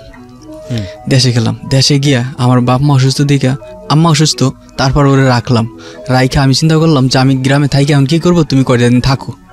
আমি যে ঢাকা যায় 2 মাস চাকরি করে আম্মা সুস্থ হোক, তাহলে তুমি আবার আইসা করো, তোমার ফোন দিলে আমি বাসা বসা নেবো, মাল সাবানা কিনলে তুমি আবার আইসা করো। তারপর আচ্ছা ঠিক আছে। পরে আমি তুই আসার পর 3 দিন না 4 দিন পর আমাদের গ্রামের বাড়ি থেকে পালিয়ে একা ঢাকা আইসা পড়ে। এই রিয়া? হ্যাঁ রিয়া। একা ঢাকা পালে আইসা পরে তারপর আবার আমি করলাম কি যে আব্বা আমার আমি জিজ্ঞাসি ওই যে আয়া পড়ছে তোমরা দেহ নেই, কয় বলছে যে ওর নানা বাড়ি যাবো, নানা বাড়ি থেকে তো নেই গেছে গা, কয় তোমরা ছাড়লা কে ওর একা একা তোমরা ওরা ছাড়লা কা? পরে আমরা তো বুঝতে পারি না ওই যে এরকম ঢাকা চলে যাবো, ঢাকা যেরকম চলে যাবো আমি তো বুঝতে পারিনি। আমি আচ্ছা ঠিক আছে যেহেতু আইসে তো আইসে আর কি করবা। তারপর আমি গেলাম যে তুমি যে কাজটা করলা, তুমি এলাকায় থেকে এরকম পলে এলা, তুমি এটা ঠিক করলা? কয় আমার দিয়ে ভালো লাগে না তোমার স্যার, আমি সেই জন্য চলে আইসি। এখন ওরে বুঝে সুঝে আবার হিরে আমি কি করলাম বাসা নিলাম। এখন দেখি যে আমার উপায় না, ও আমার ছাড়া থাকতেই চায় না, আমার ছাড়া থাকতেই চায় না, মানে ওই গ্রামে থাকবো না, আমার যদি গ্রামে থাকতে হয় আমার নিয়ে থাকবো। তারপর আমি ওরে নিয়ে এরকম বাসা নিয়ে থাকতেছি, চলতেছি ফিরতেছি। এখন ও বাড়ির কথা শুনতেই চায় না, বাড়ির কথা শুনতেই চায় না, বাড়িতে যাইতেই চায় না। তারপর আমার বাবা মা অনেক কষ্ট করে, আমার মা কিন্তু অনেক বুড়ো হয়ে গেছে, আমার মা বসলে আর উঠতে পারে না, আর দাঁড়ানো থাকলে বসতে পারে না, এরকম অবস্থা। এখন আমার মা খালি বাড়ির কথা কয় কিন্তু ও বাড়ি যাইতেই চায় না। পরে আমি আব্বা মারে বুঝেছি, আমার মায়েরে কইছি যে মা আমি তো তোমাদের ছোট বলা, আমি তোমাদের বউ, আমি তোমাদের কাছে নিতারি না, তোমাদের খেজমত করার আমি সুযোগ দিতে পারি না, তোমরা আমার মাফ করে দিও। আমি অনেক চেষ্টা করতেছি কিন্তু আমি পারতেছি না মা, তুমি আমার মাফ করে দিও যে তুমি তোমার বউর হাতের একটা কামাই খাইতে পারো না, বা একটা কথা শুনতে পারো না, একটা কোনো কিছু করতে পারো নি, তোমার এখন বসে থাকার দিন, কিন্তু তুমি বইয়া খাইতে পারো না, তুমি এখন কাজ করে খাইতেছো। তো এই বিদায় নিয়ে মা তুমি আমার ক্ষমা করে দিও, আমি তোমার বউর আমি দিতে পারিনি। কয় না বাবা তুই যদি সুখে থাকস তোর বড়লিয়া তুই এটি আমার ভালো, তুই সুখে থাকে এটি আমরা চাই, কারো জোর করে আনার দরকার নেই, আনছোস না তারপর চলে গেছে, দরকার কি আর আনার। তারপর কয় তুই যদি ভালো থাকস তাইলে ভালো। তারপর আমার ছেলে আপনার বিয়ের 4 বছর পর আমার এই ছেলে গর্বে আসে, 4 বছর পর ছেলে আমার গর্বে আসে। গর্বে আসার পর আমার সেই ছেলেটা আপনার হয়ে মারা যায়। মারা যাওয়ার পর আবার আমার 2 বছর পর আবার আমার আরেক ছেলে আবার ওর পেটে আসে। প্রিয় শ্রোতা, আপনারা শুনছেন প্রাণ মিস্টার ম্যাঙ্গো ক্যান্ডি প্রেজেন্টস জীবন সংসার ভালোই সুখের, আমাদের সংসারটা কষ্ট হইলে কি সংসার আমার সুখ আছে, মানে দুজন অনেক ভালোবাসি। যেমন রাত যদি আমার ডিউটি শেষ হইতো, আমাদের ছাড় বলতো যে মারুফ আমরা এরকম দাওয়াতে যাবো, তোমার আইতে রাত 2টা 1টা বাজবো, ঠিক আছে, তাহলে তুমি কি করবা, তোমার ওয়াইফরে তুমি ফোন দিয়ে জানাই দিও। আমি আচ্ছা ঠিক আছে। পরে 2টা 1টা বাজলে তখন ওই দাওয়াতে গেলে আপনার ড্রাইভারদের আবার ভিতরে নিয়ে যার ভালো লাগে নিয়ে খাওয়ায়, আর যার ভালো না লাগে তার আবার ওই আপনার আলাদা খাবার বাটি আছে ওইটা প্যাকেট দিয়ে দেয়। আচ্ছা। পরে আমি করতাম কি ওই প্যাকেটটা দিলে আমার গাড়ির ব্যাগ ডাল আমি রেখে দিতাম, আর ওই যে আমার ভিতর নিয়ে যেটা খাওয়াইতো ওটা আমি খাইয়ে দিতাম। পরে যাইতে রাত 12টা 1টা বাজলে যায় দেখতাম কি আমার ওয়াইফ গেটের সামনে খাড়ায় থাকতো একা, আমি কতগুণ আসবো, গেটের সামনে দাঁড়ায় থাকতো একা। পরে দেখতাম যে গেটের সামনে দাঁড়ায় থাকতো, পরে কয় তোমার আইদা এত লেট, তুমি আমার ফোন দিয়ে জানাই বানাই দেবো, এরকম কথা কইতো। তারপর আমি কই দাওয়াত আছে আমি কি করবো রাত ডিউটি হলে। তারপর অনেক সময় দেখতাম যে ঘরের সামনে দরজা চাপাই দিয়া লাইট বন্ধ করে আমার ছেলে ঘুমাইতেছে, বসে আমার অপেক্ষা করে, ঠিক আছে, আমার অনেক লাভ করে, হ্যাঁ আমার অনেক ভালোবাসে, আমার জন্য বসে থাকে। তুমি বইয়ে রয়েছে এখনো, কয় তোমার আসে আমি বইয়ে রয়েছি। আবার দেখতাম রাস্তায় খাড়ে আর 7টা 8টা বাজলে রাস্তার দাঁড়ায় রাস্তার দিকে চায়া থাকতো যে আমি কত নামু। যখন আইতাম সাইকেল নিয়ে তখন কইতো কি যে তুমি যদি দূরের তো না আসো, তোমার দেখতেই দেখা যায় যে তুমি আসতেছো, তোমার সাইকেল চালানোর তুমি যেরকম সাইকেল চালাও ওরকম মানুষের তার সাইকেল চালাতে পারে না, তুমি যেরকম হাঁটো ওরকম তোর মানুষ হাঁটতে পারে না, তোমার হাঁটাটা সাইকেল চালানোটা আমি দূরের তো দেখলেই বুঝতে পারি যে তুমি আসতেছো, ঠিক আছে। তারপর এরকম আমার অনেক ভালোবাসতো। তারপর আপনার মনে করেন আবার ভালোবাসতো, আবার ইয়াও করতো, সন্দেহ করতো আমারে, অনেক সন্দেহ করতো। পরে আমি ওই যে মোহাম্মদপুর চাকরি করছি, চাকরি করার পর সেখানে আমার আবার একটা মেয়ের সাথে আমার রিলেশন হয়ে যায় বলতে দাঁড়ান আপনি ইন দ্য মিন টাইম আপনি আপনার বউ এতটা লাভ করে আপনাকে, এর মাঝখানে আপনি আরেকটা মেয়ের সাথে সম্পর্ক করে ফেলেন। হ্যাঁ সম্পর্ক হয়ে যায়, ওই যে একটা মেয়ে, এই মেয়ে আমি বলতেছি সেটা কি, মেয়েটা আমি গাড়ি পার্কিং করে দাঁড়াইলে ওই প্রতিদিন পাশ দিয়ে আইতো যাইতো, প্রতিদিন ফাঁস দিয়ে আইতো যাইতো। ওখানে আমার একদিন হঠাৎ করে বলতেছে যে ভাইয়া আমার একটা মামতো ভাই আছে, আপনি একটু গাড়ি চালান শিখিয়ে দেবেন আমারও বলতো। আমি কি না আপু আমি তো এই গাড়ি চালান আমরা তো শিখাই না, আপনার স্কুল আছে শেখানোর জন্য সেখানে নিয়ে যান। কয় সেখানে ভালো করে শিখায় না, তাহলে যদি আপনি যদি একটু নিতেন তাহলে শিখাই দিতেন। আমি সরি আপু আমি তো ওরকম শিখাই না, আর আমার এই গাড়ি যদি একটা দাগ পরে একটু নষ্ট হয় তাহলে সমস্যা হবে, আমার চাকরি চলে যাবো, আমি তাহলে শিখাতে পারবো না, আপনি দরকার অন্য জায়গায় চেষ্টা করেন, অন্য জায়গায় চেষ্টা করুন, তারপর আপনার নাম্বারটা আমার দেন, আমি আপনার সাথে যোগাযোগ করুন আমার মামাতো ভাইয়ের জন্য। পরে নাম্বারটা দেয় আমারে, নাম্বারটা দেওয়ার পর তারপরে মেয়েটা আমার কল দেয়। কল দিলে এক কথা দুই কথা, তা আমি আবার ওর কল দিই। কল দিয়ে দিতে কথা ওর সাথে আমার সাথে একটা সম্পর্ক হয়ে যায়। আচ্ছা, সম্পর্ক হয়েছে। সম্পর্ক হওয়ার পরে তারপর আমার ছেলের বয়স কিন্তু 2 বছর হয়ে যায়। আমার ছেলের বয়স 2 বছর হয়ে যায়। হয়ে যাওয়ার পর এখন আমি বাসায় ফোন রাইখা আমি বাইরে গেছি, বাইরে বলতে রাস্তায় দোকানে গেছি। দোকানে যাওয়ার পর এখন এই ফাঁকে মিস কল দিছে ওই মেয়েটার নাম হয়েছে মাইমুনা। আমার মিস কল দিছে। মিস কল দেওয়ার পর এখন ঘরে তো ফোন, এখন আমার ওয়াইফ আবার টাচ মোবাইল, লক খুলতেও পারে না, টিপতেও পারে না, কিছু করতে পারে না। এখন আইসিআর আমার বলে তোমার একটা মিস কল আছে। তারপর আমি দেখলাম যে ওই মেয়ে মিস কল দিছে। মিস কল দেওয়ার পর তারপর আমি মোবাইলটা পকেটে রাখলাম। মোবাইল পকেটে রাখলা কে মিস কল দিছে দেখো, কল করে আমাকে দিয়েছে আমার বোন জামাই। একটা মিশা কথা বললাম যে আমার বোন জামাই দিছে। তখন আবার কতক্ষণ পর ফোন দিছে আর আমার ওয়াইফ রিসিভ করছে। আমার মোবাইল আমার হাত থেকে নিয়ে কাইরা নিয়ে রিসিভ করছে। রিসিভ করার পর দেখা যায় মেঘ কণ্ঠ। কয় আপনি কে? কয় আমার নাম মাইমুনা। তো আপনি ফোন দিয়েছেন কেন? ফোন দিয়েছি ভাইয়ের সাথে কথা বলতে। ভাই আপনার কী হয়? ভাইয়ের সাথে আমার পরিচয়, আমার এমনি ভালো লাগে, এমনি এসব কথা বলছে। আর হ্যাঁ যে বিয়ে করছে আপনি জানেন? কয় হ্যাঁ আমি বিয়ে করছে জানি, আবার উনি বলছে যে বিয়ে করে নাই, এরকম ধরনের একটা কথা বলছে, কিন্তু ভালো করে উনি কথা বলে না। কয় তাহলে আপনি জানেন না যে উনি বিয়ে করছে, তারপর আপনি এরকম ওনার সাথে রিলেশন করতেছেন, আমি ওনার স্ত্রী। কয় সরি ভাবি আমি বুঝতে পারি নাই, আপনার ওনার যে স্ত্রী আছে উনি আমার সাথে ভালো করে বলে নাই যে বিয়ে করছে কি না করছে। ওনার জিগেলে বলতো যে আমি বিয়ে করছি বা করিনি, এরকম একটা অন্যভাবে কথা কাটাই নিত। এই মাইমুনা বলতো? হ্যাঁ মাইমুনা বলতো। পরে ভাবি আপনি কিছু মনে করেন না, আমি যা ফোন দিয়েছি ওর সাথে কথা বলছি, আর বলুম না। এই যে ওনার সাথে কথা বলছে সেখান থেকে আমারে এখন খালি সন্দেহ করতেছে। মানে কেউ ফোন দিলে যদি আমার মা ফোন দেয় তাও আমার ফোন বাইর করে দেয় মোবাইলটা কে করছে। আমার বাবা ফোন দিতেছে তাও ফোন বাইর করে দেখবো যেটা কে করছে ফোন। তারপর এরকম করতে খালি সন্দেহের ভিতরে আমি পড়ে গেলাম। এখন আমার সন্দেহ করতে করতে এখন দিয়ে আমার নিজের কাছে খারাপ লাগতেছে। কি রে, একটা মানুষ ভুল কি একবার করে বারবার করতেছে ভুল, ওরা আমি যতই বুঝে ও বুঝতেছে না। তারপর আমি এরকম করতে করতে ওই ভুলটা মোটামুটি কাইটা গেল ওর মাথা থেকে। কাইটা যাওয়ার পর তারপর এরকম এখন আমাদের সংসার মোটামুটি ভালোই চলে, ভালোই। আমি বাড়িতে টাকা পয়সা দিই, বাবা মা কথা বলে, ও কথা বলে। তারপর একদিন হঠাৎ করে আমার গ্রামের বাড়ি থেকে আমার ভাইয়ের শালা মানে আমার বাবার মামাতো বাইরে নিয়ে আর কি আমার বড় ভাইয়ের বাসায় আইসে। আর সেখানে ওই যে আসার পর এখন আমি বলতাছি যে তোরা ঢাকাইছিস কেন? আমরা আইসি একটা রুম নিয়ে থাকুম, আমরা রাজের কাম করুম। আচ্ছা ঠিক আছে তো কর। অন কইতে আছে কয় এখানে তো বাসা ভুসা পাই না, তাইলে আমার একটা বাসা লইয়া দেন আপনি। আমি কি বাসা লইয়া দিম? মানে আমাদের ওইখানে তো বাসা ভাড়া আছে, কিন্তু তোরা এত দূরে যায় কাজ কাম করতে পারবি? কয় আচ্ছা আমরা এটা পারুম করতে, আর তোর কাজ কাম তো হেন হইব না, তুই করবি কেমনি? কয় 2-4 দিন দরকার বয়ে থেকে মানুষের সাথে কথাবার্তা বইলা তারপর কাজ কাম আমি ভাগ করে নিমু, ঠিক করে নিমু। পরে ওই করলো কি এই আমার বলছে। তারপর আমি ওরে আমার বাসার পাশে একটা বাসার রুম নিয়ে দেয় ওরে। ওই যে আমার ভাবির ভাই আর ওই ভাবির মামাতো ভাই, ওরা 2 জন আইসার আমি রুম নিয়ে দিই। রুম নিয়ে দেওয়ার পর তারপর আমি ওনারা কইতাছে যে মারুফ ভাই আমরা কোথায় খাওয়া দাওয়া করবো, তাহলে আপনি একটা কাজ করেন, আমরা আপনার বাসায় ভাত খামু, তাহলে আপনি আমার ঘরে ভাত খাওয়ান, আমরা মাসে 3000 টাকা করে দেবো। আমার এই কথা বলার পর আমি বললাম যে আমি তো কখনো ম্যাচ খাওয়াই নাই, তারপর কারো আমি বাসায় রাখি নাই, কিন্তু আমি এটা অনুমতি নিতেও আমার ওয়াইফ থেকে, ঠিক আছে।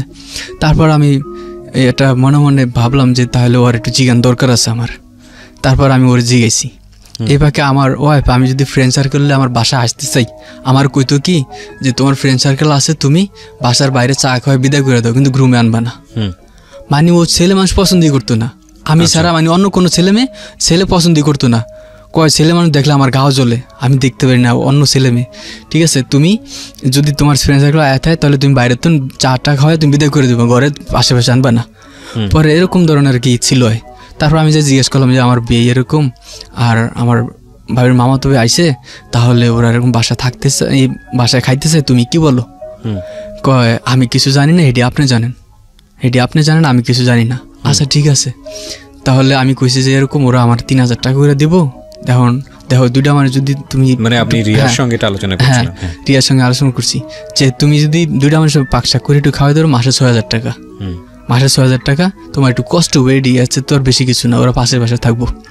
এখন এরকম ওরা আমি কইলাম যে দেখ আমাদের এখানে গ্যাস কম থাকে, গ্যাস ট্যাস থাকে না, তাহলে তুই একটা সিলিন্ডার আনতে হবে, একটা সিলিন্ডার আনতে হবে, সিলিন্ডার আনলে তোরে এই গ্যাসে পাকে তোরে মোটামুটি ভালো করে খাওয়াইতে পারবো। ঠিক আছে, তাহলে তুই একটা সিলিন্ডার আন। পরে দেখলাম কি কোয়া মাত্র ওই ছেলেটা সিলিন্ডার নিয়ে আসলো, গ্যাস সিলিন্ডার আইনা তারপর এখন দিছে, দেওয়ার পর এখন এরকম 1 মাস ওরা দুজন ছিল। পরে আমার বিয়েটা চলে যায়, বিয়ের মামা তো এটা আমার ওখানে থাকে আর কি বাসা নিয়ে। পরে এখন ওই 1 মাস যে ওরা দুজন ছিল দেখতাম কি দুজনের একজনও কাজ কাম করে না। পরে আমি এক লোকের লগে কথাবার্তা বইলা আমার বিয়ের আমি রাজের কাজে দিছি। দেওয়ার পর উনি 2-3 দিন কাজ করার পর দেখি আবার কাজ করে না, আমার বাসায় থাকে, খালি বাসায় থাকে। কিন্তু তোর বাসায় তো এখন দেশের থেকে ওই যে আমার মামাতো ভাইয়ের ভাবির মামাতো ভাইয়ের ভাই ফোন করে কইছে যে এরকম ওই ওরা জিনের ব্যবসা করে। কেমন জিনের ব্যবসা? যে মানুষের কাছ থেকে টাকা টুকা হাতে আনে মিশা কথা কয়া, ওরা হুজুর সাজে বাবার সাজে সাইজা তারপর এরকম মানুষের কাছ থেকে টাকা আদায় করে আনে। তুই কেমনে? প্রথম ওরা হুজুর সাজে তারপর বাবা সাজে এরকম দারোয়ান সাজে, এইসব সাইজা মেজে তারপর ওরা টাকা আনে। তারপর আমি চিন্তা করলাম যে এটা তো একটা খারাপ কথা, তাহলে ওরা তো রাম যাবো না। পরে আমি ওর সাথে কথা বললাম, ওই যে আমার বাবির মামাতো ভাইয়ের সাথে কথা বললাম, কিরে তুই বলে এরকম জিনের ব্যবসা করস, এরকম যদি করস তুই মাসে জীবনে তাহলে তো আমার সহ জেলে নিব, তুই এটা করস কেন? তারপর কয় ভাইয়া তুমি যখন যাই না গেছো তাহলে তুমি আর কেউ কো না, আমি এটা দরকার সাইরা দিম, আর না তো আমি এখন বাসা ছেড়ে যাই। আচ্ছা ঠিক আছে। পরে এখন দেখি যে ও আমার বাসায় ওই যে আমার বিয়েতে চলেই গেছে, এখন আমার বিয়ের মামাতো ভাই আছে। এখন ও কইতাছে কি যে ভাইয়া আমরা এনে 2 জনে 2 রুমে থাকি, তাহলে কি দরকার আমরা একটা ফ্ল্যাট বাসা নেই। তারপর আমি কি ফ্ল্যাট বাসা নিব মানে এতটা ভাড়া দেবো কি? আমি দিতে পারবো না। কয় তুমি অর্ধেক দিবা আমি অর্ধেক দিম। আমি কি তুই অর্ধেক দিবি কই, তুমি তো কাজ কামি করস না। এখন দেখি যে ও আমার ছেলে নিয়া এটা কিনে দেয় ওইটা কিনে দেয়, বাসা এটা আনে ওইটা আনে, মানে অন্যরকম হয়ে গেছে। এখন আমাদের প্রতি এমন একটা মায়া জমাই লেছে মানে বলার মতো না। আর ওই ছেলেটা এমন মিশুক, ওরে বুঝতেই পারা যায় না যে ও একটা অন্য ধরনের কোনো কিছু করতে যাবো, কারোর সাথে একটা কোনো কিছু করবো, ও এমনভাবে মিশে গেছে। এখন ওরে যে আমি না কয়ে দেবো আমার ওদিকে মায়া লাগতেছে ওর প্রতি, যে ও তো আমার বাবির মামাতো ভাই, মানে আমার মামাতো ভাই, ওর প্রতি আমার একটা মায়া জন্ম হয়েছে। তারপর আমি করলাম কি যে আচ্ছা ঠিক আছে, তুই যখন একটা ফ্ল্যাট বাসা নিতে চাস ছোটোখাটো, তাহলে চল নিয়ে এলেই। আর আমি ফ্ল্যাট বাসাটা নেওয়ার আগে আমি আমার ওয়াইফের বলছি যে দেখো ওই যে এতদিন ছিল আমাদের বাসায়, তাহলে তুমি ও চা চলন কথাবার্তা আলাপ আলোচনা কেমন দেখছো? ও তো দেখছি ভালোই, ও তো আমার বোনের চোখে দেখে, আমি ওরা বাইরের চোখে দেখি, এখানে তোর কোনো খারাপ কিছু দেখি না। তাহলে এখন তুমি কি মনে করো যে বাসাটা লইলে ভালো হবে? আচ্ছা ঠিক আছে তাহলে নেও। তারপর আমি এই বাসাটা নেওয়ার পর আমার তো মনে করেন ভাইয়া ডিউটি 5:30টায় আমার ঘুম থেকে উঠতে হয়। এরকম যেতে যেতে ওই ফ্ল্যাট বাসে আপনার 2 মাস চলে যায়। ওই 2 মাস ওখানে আমার চলে যায়। 2 মাস চলে যাওয়ার পর তারপর আপনার একদিন আমি শুক্রবার বাসায় আমি আমার ছেলের আমি গোসল করেছি। গোসল করে ছেলেটা বলছি কি যে ওরে একটা কিছু পড়া, ঠিক আছে? ওই ছেলেটার নাম হয়েছে আইব আলী, সেটার নাম হয়েছে আইব আলী। ওরে বললাম যে আইব আলী আমার অনেকের একটু কিছু পড়া হিন্দনে অনরে পড়াইতেছে। এই পাকে আমার ওয়াইফ দেখতেছি কি পাক করতেছে। এখন দেখি কিছুক্ষণ পরে আমি আবার বাথরুমের দরজা লাগাই নেই। তারপর দেখতেছি কি আমার ওয়াইফ ধারে নেই। পরে আমি করলাম কি দরজাটা ফাঁক করে একটু তাকাইলাম, তাকে দিয়ে যে আমার ওয়ালে একটা গ্লাস লাগানো আছে, ওই গ্লাস লাগানোর সামনে দিয়া আবার ওয়ার্ড্রোব আছে, ওয়ার্ড্রোবের সামনে ওই যে আইব আলী আমার ছেলের পোশাক পরাইতেছে, তারপর আমার ওয়াইফ ওর সামনে যায় দিয়ে যে ওর গালে ধরতেছে, ওর নাকে ধরতেছে, ওর মুখের কাছে মুখ নিতেছে। আমি এটা দেখা আমার দেই আর মাথায় নষ্ট হয়ে গেল, চেহারা আমি এটা কি দেখলাম। এই আইব আলীটা কে ছিল? এই আইব আলীটা হচ্ছে আমার বাবির মামাতো ভাই, ওই যে আমার বাসায় এসেছে। রাইট। এবং ওনার সাথে আরেকজন ছিল? ওনার সাথে আরেকজন ছিল, ওই 1 মাস থেকে চলে গেছে। আচ্ছা, এখন শুধু আইব আলী ছিল? এখন শুধু আইব আলী। বয়স কত ছিল ওর? বয়স মিনিমাম 16-17 বছর হইব। আচ্ছা, ঠিক আছে, 17 কি 18 এরকমই হবে ভাই। কিন্তু ছেলেটা ওই খাটো, কিন্তু লম্বা হয় না, বয়সে কিন্তু ভালোই মোটামুটি আছে, মানে খাটো লম্বা হয় নাই। তারপর আপনার এখন এটা দেখা ভাইয়া আমার দেই গাওয়াত কাঁপা শুরু করে দিছি যে আল্লাহ আমি এটা কি দেখলাম, আমি এতদিন কারে বিশ্বাস করলাম। এই আমার বিশ্বাস ছিল এতদিন, আমার 12 বছরের ভালোবাসা, আমার 12 বছরের বিশ্বাস, এই আজ আমি এইটা চোখের সামনে দেখলাম, এটা আমি আজকা এটাই কি আমার দেখার বাকি ছিল? পরে আমি এটা দেখা পরে আমি আবার যখন আমার ওই পায়ে পড়ছে তখন আমি আবার দরজা চাপিয়ে দিয়ে আমি গোসল করতেছি, গোসল করতেছি না, ও যখন আয়া পড়ছে আমার মুখোমুখি আর দেখে এলিছে। আমি বললাম যে এটা আমি কি দেখলাম? কয় কি দেখছো? আমি কি যা দেখার তো আমি দেখছি, এটা তো তোমার কাছ থেকে আমি কখনো আশা করিনি, তুমি যে এটা কী করলো এটা, ঠিক আছে। পরে দিয়ে যাওয়া আমার সাথে নগদ পল্লি মেরে নিল যে আমি কিছু করিনি। ও আমার দেওয়ার হিসেবে আমি ওর গালে ধরছি, এটা কোনো কথা হলো? তুমি ওর গালে ধরবা কেন? তুমি ওর গালে ধরবা কেন? ওর সামনে আইবুল্লাহর সামনে এরকম করতেছ? হ্যাঁ, এরকম করতেছি। প্রিয় শ্রোতা, আপনারা শুনছেন প্রাণ মিস্টার ম্যাঙ্গো ক্যান্ডি প্রেজেন্স জীবন গল্প। জীবন গল্পের অতিথি এখন দিন দিন খালি পারতেছে, ক্ষণে ক্ষণে পারতেছে। আপনি কি করলেন স্টেপটাকে? আইবুল্লাহকে বাসা থেকে বের করে দিলেন নাকি ওরকমই রাখলেন? হ্যাঁ, তারপর আমি বলতেছি, তারপর আইব আলী করলো কি, শুক্রবার দিন তো নামাজ পড়তে গেল গা, নামাজ পড়ে তারপর আইসার ওর কাছে আমি জিগেলাম যে কি রে, তোর সাথে আমার ওয়াইফের সাথে তোর সম্পর্ক কয়দিন তামাইত? কবে কোনো সম্পর্ক নাই, কোনো কিছু না। হ্যাঁ, আমার গালে ধরছে, মুর্দার মুখ আনছে, এরকমই। আমি কই একটা মানুষ তো হঠাৎ করে এরকম করতে পারে না, তোর সাথে রিলেশন আছে দেখি তো মনে হয় যে এরকম একটা করছে। তারপর ও বলছে যে না, এরকম কোনো কিছু হয় নাই, তুমি কোরআন শরীফ, আমি কোরআন শরীফ সে কইতে পারুম, এমনকি আমি মসজিদে যা কইতে পারুম। ও আমার সাথে গিরা কসম সব কইতেছন। পরে আমি করলাম কি যে থাক, যাওয়া রয়েছে, এটা আমি মন থেকে মুছে নিলাম, এখন আমি ওরে এনে থুয়ে আমি বাসা নিম আলাদা।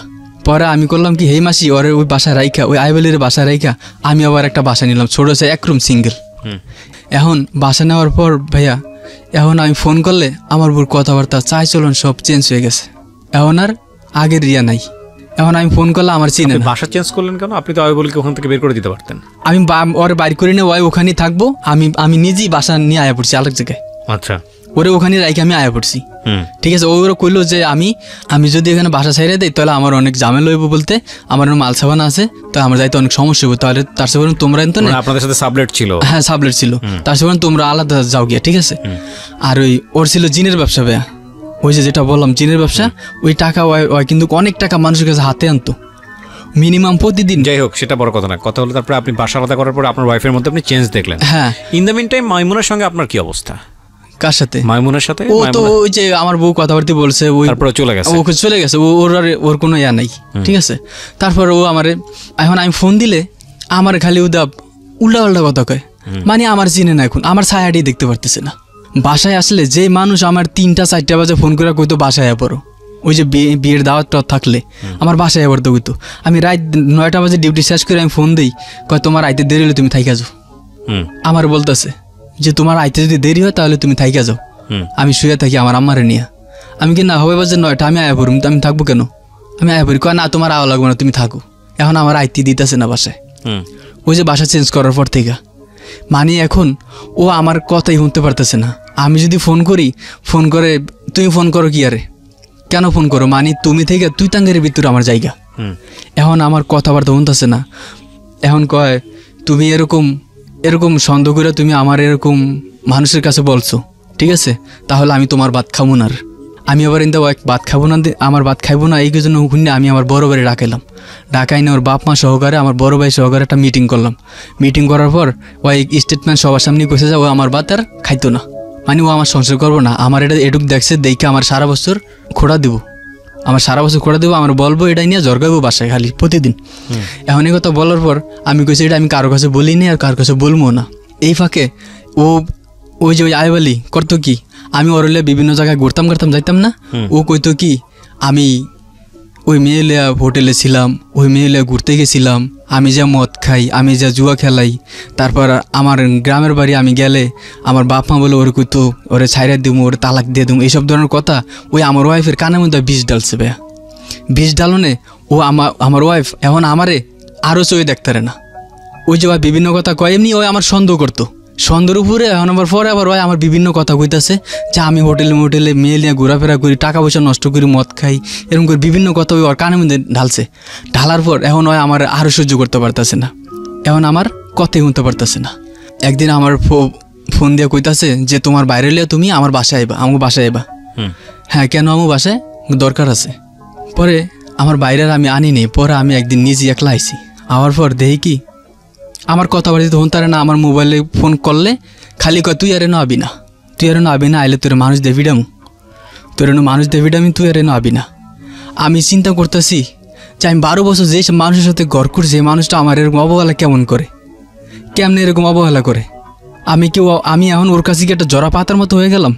আমি সামান্য কি দেখছি না দেখছি এটা আমি নিজে ভুল বুঝতে পারছি যে থাক আমি এটা ভুল বুঝছি, এটা আমি ভুল দেখছি, এটা তুমি আমার ক্ষমা করে দাও, এটা আমি আর কখনো কারো কাছে কোনো গতি বলবো না, তুমি আমার ক্ষমা করে দাও। তারপরও আমার কথাটা শুনতেছে না। ও করলো কি কাপড় চোপড় নিয়ে ওর বাপের বাড়ি চলে গেল। পরে যে আমার দিয়ে ঘরের মধ্যে ভালো লাগতেছে না, পরে ওর বাপ মার দ্বারে গেছি, ওর বাপ মা সহকারে কইতেছে যে ওজন ভাত খাইবো না তাহলে আমরা তোমার কাছে আর দিব না, ওজন ভাত খাইবো না তাহলে তোমার কাছে আর আমরা দিব না, তাহলে তুমি একটা যা কিছু করার করো। আমি কি করবো, আপনারা আমি যে 12 বছরের সংসার করছি, 12 বছর সংসারটা এরকম টুমকো কথা গিয়ে ভেঙে যাবে, এটা কি সম্ভব? কয় এখন সংসার করবো না, আমি কি করুম? তারপর আমি একদিন আমার শ্বশুর পাঁচ দূরে বইয়া কানিয়ে দিছি যে আব্বা আমি ওরে স্যার আমি বাঁচব না, আপনারা ওরে আমারে দিয়ে দেন, ওরে বুঝে একটু যে আমার দিয়ে দেন। আমার একটা ছেলে আছে 4 বছর বয়স, আমি এই সংসারটা অনেক কষ্ট করে আগলে রাখছি, আজ যে সামান্য মানুষের কথা দুরা কান কথা দুরা আমার সংসারটা ভাঙিয়ে লিতেছে, আপনি ওরা আমার কাছে দিয়ে দেন। আচ্ছা ঠিক আছে তুমি যাও, আমি দেখতেছি। তারপরেও আমি ওর কাছে ফোন দিই, ফোন দেওয়ার পরও আমার ফোন কাইটে দেয়, কথা কয় না। আমি খালি ভাবতেছি আমার একটা ছোটো ছেলে আছে 4 বছর বয়স। ছেলেটা তখন কোথায়? ছেলেটা তখন ওর কাছে। তখন আমি ভাবতেছি কি রে তুই আমার সামান্য একটা ছেলের কারণে তুই আমার এরকম করলি এখন। পরে একদিন ওর বাপের পাইতো আমি দৌড়ছি একদিন, তারপর ও রাতে হুয়ে রয়েছে। তারপর আমি ওর কত কথা কই আর বুঝাইতেছি। ওর বাড়িতে গিয়ে? হ্যাঁ ওর বাড়িতে গিয়ে ওর বাড়ি থেকে আবার আমি নিয়ে আইছি ওর বাবার ফাইটের দূরা পর ওর বাপ আমি জোর করে নিয়ে আইছি। নিয়ে যাওয়ার পরে ও আমার বাসায় থাকতেছে। এখন আমি একদিন ওর অনেক কথা কয়ে বুঝাইতেছি, দেখো আমরা 12 বছর সংসার করছি, তুমি এরকম একটা ডিসিশন নিও না, ঠিক আছে আমাদের ছেলেটা ছোটো, তুমি এরকম ডিসিশন নিও না। তারপরও কইতাছে আমি যেটা কইছি এইটাই কইছি, আমি তোমার ভাত খাইম না, খামই না। তারপর আমি ওর একদিন হঠাৎ করে পায়ে দৌড়া বসি যে দেখো আমার ভুলে আছে, আমার অন্যায় আছে, আমি বুঝতে পারি না, তুমি যে এরকম একটা সামান্য ব্যাপার নিয়ে এরকম করবা, তুমি আমার মাফ করে দাও, ঠিক আছে তুমি আমার ভুলে যাবে না, আমি তোমার ছাড়া বাঁচব না, আমি তোমার ছেলের আমি অনেক ভালোবাসি, তোমরা ছাড়া আমার আর এখন কোনো কিছু নাই, তুমি যদি এই মুহূর্তে একটা কিছু করো তাহলে আমার অনেক অনেক ক্ষতি হয়ে যাবে, আমি কি নিয়ে বাঁচুম। তারপর ও আমার একদিন বলছে যে তুমি তোমার বাইরে নিয়ে আইসো। পরে আমি বাইরে নিয়ে আসিনি, আমি একলাই আইসি আর তখন দেখি যে আমার সাইকেল আর আমার ব্যাগের মধ্যে কাপড় চোপড় ঘষে থুয়া বয়ে রয়েছে। কী হয়েছে তুমি কাপড় চোপড় ঘষে বয়ে রয়েছো? কয় তোমার সাইকেল আর এই তোমার ব্যাগ তুমি নিয়ে এখন এই মুহূর্তে যাও গিয়া, পিস মিলার চাইবা না। পরে এখন আমার দিকে কইটা মানাইতেছি না, আমার ছেলেটার দিকেছে একবার, ওর দিকেছে একবার, আমি কি করি এটা, আমি কি করতেছি এখন, ও কি করতেছে এখন। আমার ছেলেটা শুধু ফেরো করে আমার মুখের দিকে তাকে কান্দে। তারপর আমি ছেলেটার কোলো লিয়া সাজে বসে তুই এখন ওর বাপ মা কইতাছে যে মারুফ তুমি এখন চলে যাও, আমরা এটা বুঝাইতাছি, তুমি কটা দিন ধরে একটু অন্য জায়গায় থাকো, তারপর ওর মনটা বুঝবো যে স্বামী কি জিনিস, সংসার কি জিনিস, ও এখন মন পাগলামি করে এরকম করতেছে, তুমি কটা দিন সইরা থাকো দেখবা বুঝবো। পরে ওর ভাবি সহকারে সবাই সহকারে আমার বুঝাইছে। তারপর আমি ওই ব্যাগ নিয়া, আমি সাইকেল নিয়া তারপর আমি চলে গেছি। এখন যাওয়ার পর দেই পিস দিয়া আমার ওয়াইফ আসতেছে, আমি অন্ধকারে দাঁড়িয়ে রয়েছি, তখন আমি দাঁড়িয়ে যখন দেখা যায় আমি দাঁড়িয়ে রয়েছি, তখন আবার 5 কেটে আবার সোজা বাসার দিকে চলে যায়। আমি কে দাঁড়াও আমার একটু কথা হনো, আমার একটু কথা হনো, তুমি এরকম করো না, আমার একটু কথা হনো। কোনো কথা হয় না, এলাকার মানুষ দিয়ে বুঝাইতেছি, মানুষ সবাই দিয়ে আমি বুঝাইতেছি, কয় উপরের মন্ত্রী মিনিস্টার আইলেও আমার এই সংসার করাইতে পারবো নাকি ওই, যদি বড় ম্যাজিস্ট্রেট আয় হ্যাঁ আমার এই সংসার করাইতে পারবো নাকি ওই, এরকম কইতাছে। কোয়ার পর আমি কারো কাছে কোনো দাম পাইতেছি না, কারো কাছে কোনো হেল্প পাইতেছি না। এখন আমি পুরো রয়েছি, ডিউটি করতেছি, টেনশনে মাথা পুরা। যে মানুষটা 72 কেজি ওজন ছিলাম, সে মানুষটা হয়ে গেছি এখন 58 কেজি। এরকম অবস্থা, টেনশনে ভাত খাইতে না, কিছু খাইতে না। গাড়ি চালাই, একদিন গাড়ি চালাইতে আসি, এক স্টুডেন্ট আর এক মহিলা মায়েরা লোন ধরছি। গাড়ি চালাইতে চালাইতে হঠাৎ করে এক মহিলা আর একটা স্টুডেন্ট গাড়ির বাম্পারের সাথে বাজছে। পরে আমার স্যারের মেয়ে কইতেছে, আঙ্কেল আপনি ভালো করে গাড়ি চালান, টেনশন করেন না, আল্লাহ মাফ করবো, এরকম কইতাছে। ওই যে আমার বাইরে লইয়া আইতে হয়েছে। পরে আমি বাইরের কাছে গেলাম, ভাইয়া কয় কি কিরে কিছু শুনছোস? আমি কি না কিছু শুনি নাই তো। কয় রিয়া তো তোর ডিভোর্স দিয়ে দিছে, রিয়া তোর ডিভোর্স দিয়ে দিছে। কে বলেছে এটা আপনাকে? এটা আমার বাড়ির কাছে ওই ফোন দিছে। আচ্ছা, ও আমার বাড়ির কাছে ফোন দিয়া তারপর কইতাছে যে আপনি আপনার বাইরে হলে আসেন, আমি আপনার বাইরে ডিভোর্স দিয়ে দিছি, আপনি একটা ঘরের গার্জিয়ান হিসেবে আপনি আয়া ডিভোর্সের কাগজটা নিয়ে যান। এই কথা হই না আমার দিই ভাইয়া আকাশ পাতাল পুরা ইয়ে হয়ে গেছে। কিরে আমি এটা কি বলতাছি? মানুষ খারাপ হইতে পারে, এত খারাপ হইতে পারে না? মানুষের টুঙ্কু কথা দইরা, কান কথা দইরা, সামান্য একটা ভুল হয়েছে এটা নিয়ে ওই আমার ডিভোর্স দিয়ে দিতেছে। আমি কি অপরাধ করছি একালে? আমার কি অপরাধ যে ও আমার অপরাধ পায় এরকম করতেছে? এখন আমার বড় ভাইয়ের লই আমি সেদিন আইসি, ওর ডিভোর্স দিছে। আয়া ওর বাপ আমার বড় ভাইয়ের থুই আমি একলাই আয় বলছি, ডিভোর্সের কথা হই না। আয়া ওর বাপ মার কাছে ঘরে বয়ে আমি ওর বাপ মার সহকারে কথাবার্তা কইতাছি, কাঁদতেছি। এখন কইতাছে কয় তুমি ওরে বাতের কষ্ট দিছো, মাছের কষ্ট দিছো, ওর ঠিক মতো কাপড় চোপড় দাও নাই, তুমি অন্য জায়গায় টাকা টুকা উড়াইছো, এরকম ধরনের বিভিন্ন ধরনের কথা অজুহাত আমার দেখাইতেছে। অথচ আমি ওর কখনো কষ্ট দিইনি। ওরে যদি আমি শাক খাইতে পারতাম শাক খাইতো, লবণ খাইলে লবণ খাইতো, কিন্তু হাসি খুশি থাকতাম। ওকে, সো ডিভোর্স দিল আপনাকে, তারপর কি হলো? ডিভোর্স দেওয়ার পরে তারপর আমার বললো, আমি এদিকে আরো মানুষ আইছে, মানুষ আওয়ার পর সবাই আমার বড় ভাই সহকারে আমার এনে বসাইলো, বসায় যে এই নাও তোমার ডিভোর্স দিয়ে দিছে, তোমাদের সংসার এখন থেকে আর হবে না, তুমি ডিভোর্সের কাগজ নিয়ে তুমি এখান থেকে যাও গিয়া। পর আমি সেখানে মানুষের কাছে, আমার শ্বশুর শাশুড়ির কাছে, সবার কাছে অনেক কান্নাকাটি করছি, ওর সাথেও কান্নাকাটি করছি, ও আমার কোনো পাত্তাই দিল না। তারপর আমার ছেলেটা আমি রাইখা ওখানে শাসায় বসে তুই আদর টুদর করে তুই আয় পড়ছি আমার ছেলেটারে। তারপর তো ভয়ানক রকম কষ্টের একটা জায়গা আমি বুঝতে পারছি, বাট প্রত্যেকটা সিচুয়েশনের পেছনে শক্তিশালী রিজন থাকে, যেটা আপনারা এতক্ষণ ধরে শুনছিলেন, ভয়ঙ্করভাবে শুনছিলেন, এবং সেই রিজনের জায়গাটায় আপনারা হয়তো ওর দোষও খুঁজে পাচ্ছেন। বাট আমরা অ্যাট দ্য অ্যানালাইসিসের জায়গাটায় আমরা একটু পরে আসতে চাই, আমরা বরং স্টোরিটা কন্টিনিউ করি। কত সালের ঘটনা এটা? এটা হচ্ছে এই তো জানুয়ারি মাসে, এটা 2019 সালের জানুয়ারি মাসে, এই কয়েক মাস আগের ঘটনা, জানুয়ারি মাসে। আচ্ছা, তারপর কি হলো? ছেলেকে মাথায় হাত দিয়ে দোয়া করে চলে আসলেন ওর বাড়ি থেকে? মানে চলে আইসি, চলে যাওয়ার পর মনকে মানাইতে পারতেছি না, কি করবো, এটা কি হয়ে গেল, যার কারণে বাপ মা ত্যাগ করে সবকিছু ত্যাগ করে ঢাকা শহর ছিলাম। আমার মায়ের একটু আমি বউ নিয়ে দেখাইতে পারিনি ভালো করে, 2 মাস কামাই করে খাওয়াইতে পারিনি, ওর সুখী সুখ খুঁজে আমি ওর নিয়ে বাসা নিয়ে আসছিলাম ঢাকা। আজকেও আমার এরকম হঠাৎ এরকম আমার বুকে ছুরি দিয়ে এরকম আমার এরকম করলো, মনে মনে বুঝতে পারতেছি না। ওর ভাই বাপ মা বোন সবাই কাঁদতেছে, সবাই ওরে খুব আদর করতো, খুব ভালোবাসতো। তারপর আমি ছেলের সাথে মোবাইলে কথা কইতে চাইলে কথা কইতে দেয় না, আমি আয়া পড়ছি আর কথা কইতে দেয় না। পরে 2 দিন পর আমি ফোন দিয়েছি বাসায়, ফোন দিয়েছি আর ধরছে ওর ভাবি, ধরছে আর আমি কই যে তোর রিয়া আপু কই? কয় রিয়া আপু কই জানি গেছে। কয় আমি কই তাহলে কই আরিয়ানে কই? আমার ছেলের নাম আরিয়ানো, অনেক 2টা নাম, যেটা মন চায় ওটি ডাকি। তো আরিয়ান কই? বলছে যে আরিয়ানে ওর নানির কাছে।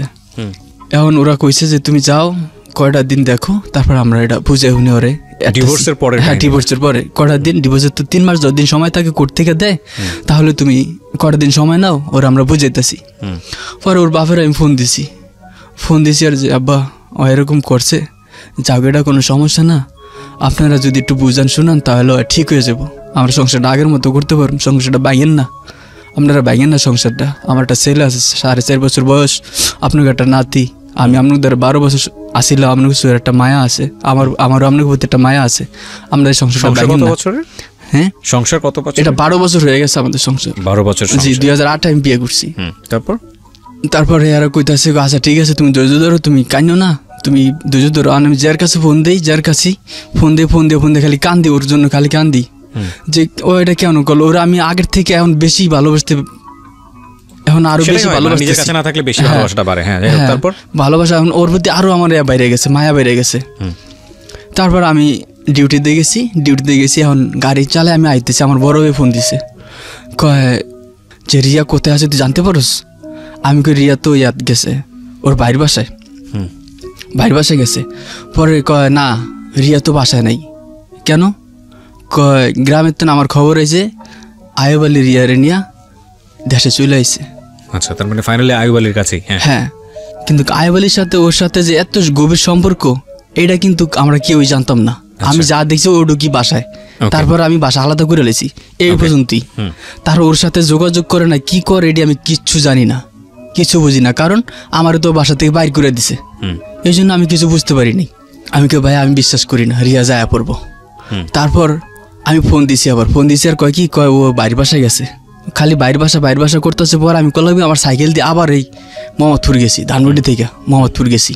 মোহাম্মদপুর গিয়া পরে যায় দিই কি আমার ছেলেটা খেলাইতেছে ওর ওর ওর বাইশটা আছে, বাতিজি আছে, ওদের সাথে খেলাইতেছে। কিন্তু ওই রিয়া যেদিন আমি খবর পাইছি এর আগের দিন গেছে, কিন্তু আমার ওরা কেউই কয় নাই। পরে আমি দেশের থেকে খবর হয়েছে আমার বাইরের কাছ থেকে আমি হুই না। তারপর আমি আবার ওদের বাসায় গেছি, যায় দিয়ে যে নাই। পরে আমার ওখানে কান্নাকাটি আরও ভাঙ্গা পড়লাম। ও আমারে ডিভোর্স দিছে, দেখ আমার প্রতি অন্যায় চাপাইছে, আমি ভালো না খারাপ, ও আমার সব কিছু দোষ দিছে, দেখ তাতে সমস্যা নেই, কিন্তু ডিভোর্স দিছে তাও সমস্যা নেই। কিন্তু ওর কাছে কেন গেল? এটার জন্য আপনার কষ্ট হচ্ছে? এটা হলো আমার কষ্ট। তুই ওর সাথে গেলি কেন? তুই তুই আরো কয়েক মাস পরে যেতি, তুই যে আমার ভাত নাই খাস আমি তোর জোর করে খাওয়াতে পারবো না, কিন্তু তুই যে গেলি আমার এই আত্মীয় স্বজনের ভিতরে গেলি। The thing is honest opinion, but আপনি যদি ডিভোর্সটা এগ্রি করে নেন, এরপরে সে কার সাথে যাচ্ছে কি করতেছে সেসব বিষয় নিয়ে মাথা ঘামানোর কথা না। বাট আমাদের হিউম্যান মাইন্ডে বিষয়গুলো এরকম না, সবসময় লজিক দিয়ে কাজ করে না। ঠিক আছে। পরে আমার শ্বশুরও আইসে, দেখছে যে আমি চিল্লাপাল্লা করতেছি যে তোমরা আমার বলি নাই, আর আয়ুব আলী এটা ওরে নিছে, তুমি বলে দেশে বিয়ে করছো, বিয়ের কথা কয়ে নিছে, তোমার বউ চাইতে নিছে, তুমি বলে দেশে বিয়ে করছো, সেই দেশে বউ চাইতে নিয়ে গেছে। আচ্ছা ঠিক আছে, ওইজন দেশে গেছে গিয়া, তাহলে এখন কি করার আছে? এখন কি আপনারা দেশে যাবেন? ওরে কি আনতে দেশে যাবেন? আমি কিন্তু এখন লঞ্চে চড়ুম। পরে আমার তো কান্নাকাটি এখন আমি আরও দ্বিগুণ বাইরে গেছে আমার কান্নাকাটি। পরে আমার ছেলেটার আমি কোলে করে ওই বাসা থেকে আমি আমার বড় ভাইয়ের বাসায় নিয়ে চলে যাই। পিছে আমার শাশুড়ি আইতেছে, পরে শাশুড়ি লিয়া আমি একটা সিএনজি লিয়া ধানমন্ডি 27 পুপ মাথায় গেলাম। পুপ মাথায় গিয়ে আমার বড় ভাইয়ের বাসা থেকে আমার বড় ভাই সহকারে আবার লঞ্চে চললাম। লঞ্চে চড়া গ্রামে গেলাম। গ্রামে যাইতেছি, লঞ্চে আমার খবর দিল যে আমার বাবির ভাই খবর দিল যে এরকম রিয়া আর আয়ুব আলী এক বাড়িতে আইছে, হেন আমি দেখছি যে ওরা বিয়ে শাদি করবো। এখন তোরা কি আইতেছিস? আমি হ্যাঁ আমি আইতেছি। এখন কইতাছে যে এখন কি করবি? আমি কেমনি বিয়া ঠেকান? ও কিন্তু এটা মাথা পাগলামি করে এটা করতেছে, ওর মাথা কোন শয়তান ঢুকছে, শয়তান ঢুকে এরকম করতেছে, ও কিন্তু এটা পরে বুঝবে। এখন আপনি বিয়াটা ঠেকান। কয় বিয়াটা ঠেকাম কেমনে? এখন ওই আয়ুব আলী কইতাছে ওরে ছাড়া হয় বাঁচবো না। কিন্তু ভাইয়া এখানে আয়ুব আলীর বয়সে আর আমার ওয়াইফের বয়সে একদম অনেক তফাৎ, মিনিমাম 5-7 বছরের বড় ছোট। তারপর আমি রিয়ার বাগনা আছে গ্রামে, বাগনারে ফোন দিছি আর কইতাছি যে এরকম রিয়া এরকম পলে আবার যে একটা ছেলের সাথে, তাহলে তুমি একটু আমি একটা নাম্বার দিই, নাম্বার যোগাযোগ করে ওই বাড়িতে যায় তুমি বিয়াটা ঠেকাও। আচ্ছা ঠিক আছে নাম্বার দেন। পরে আমি ওই নাম্বার দিলাম, আমার বাবির বাইর নাম্বার দিলাম। বাবির বাইর নাম্বার দেওয়ার পর উনি ফোন দিছে কথা বলছে একবার, কথা বলার পর জিজ্ঞেসে যে আপনার নাম্বার কি চামরনকে, এই কথা জিজ্ঞানোর পর উনি করলো কি ফোনটা কাটিয়ে দিয়ে বন্ধ করে দিয়ে বাসায় চলে গেছে। এটা হচ্ছে আমার ভাবির ভাই, ওই যে রিয়ার বাগনার এখন ফোন দিয়ে হেরে পাইতেছে না। কিরে হে খবর দিল, হে সব কিছু করলে এখন হেরে পাইতেছি না। পরে এখন হে করছে ওই যে আমার ভাবির ভাই মোবাইল বন্ধ করে থুয়ে গেছে। কেন? উনি ভাবছে যে পুলিশ মামলা কেস টেস হবে, হে জ্বরে পড়বো, সেই জন্য ভয়ে মোবাইল বন্ধ করে থুয়ে বাসায় ঘুমাইতেছে। পরে এইভাবে আমি বাসায় গেলাম, বাড়িতে চলে যাওয়ার পর শুনছি যে ওরা একটা বাড়িতে আছে। পরে আমার বাইরে একটা বাইক লিয়া আমি গিয়া যায় দিই যে হে বাড়িতে নাই। পরে কি করলাম, সবাই কইতাছে যে যেটা গেছি এটার পিছনে আর দৌড়েন না, এটার পিছিয়ে দৌড়েন না, এটা চিন্তা ভুলে যান।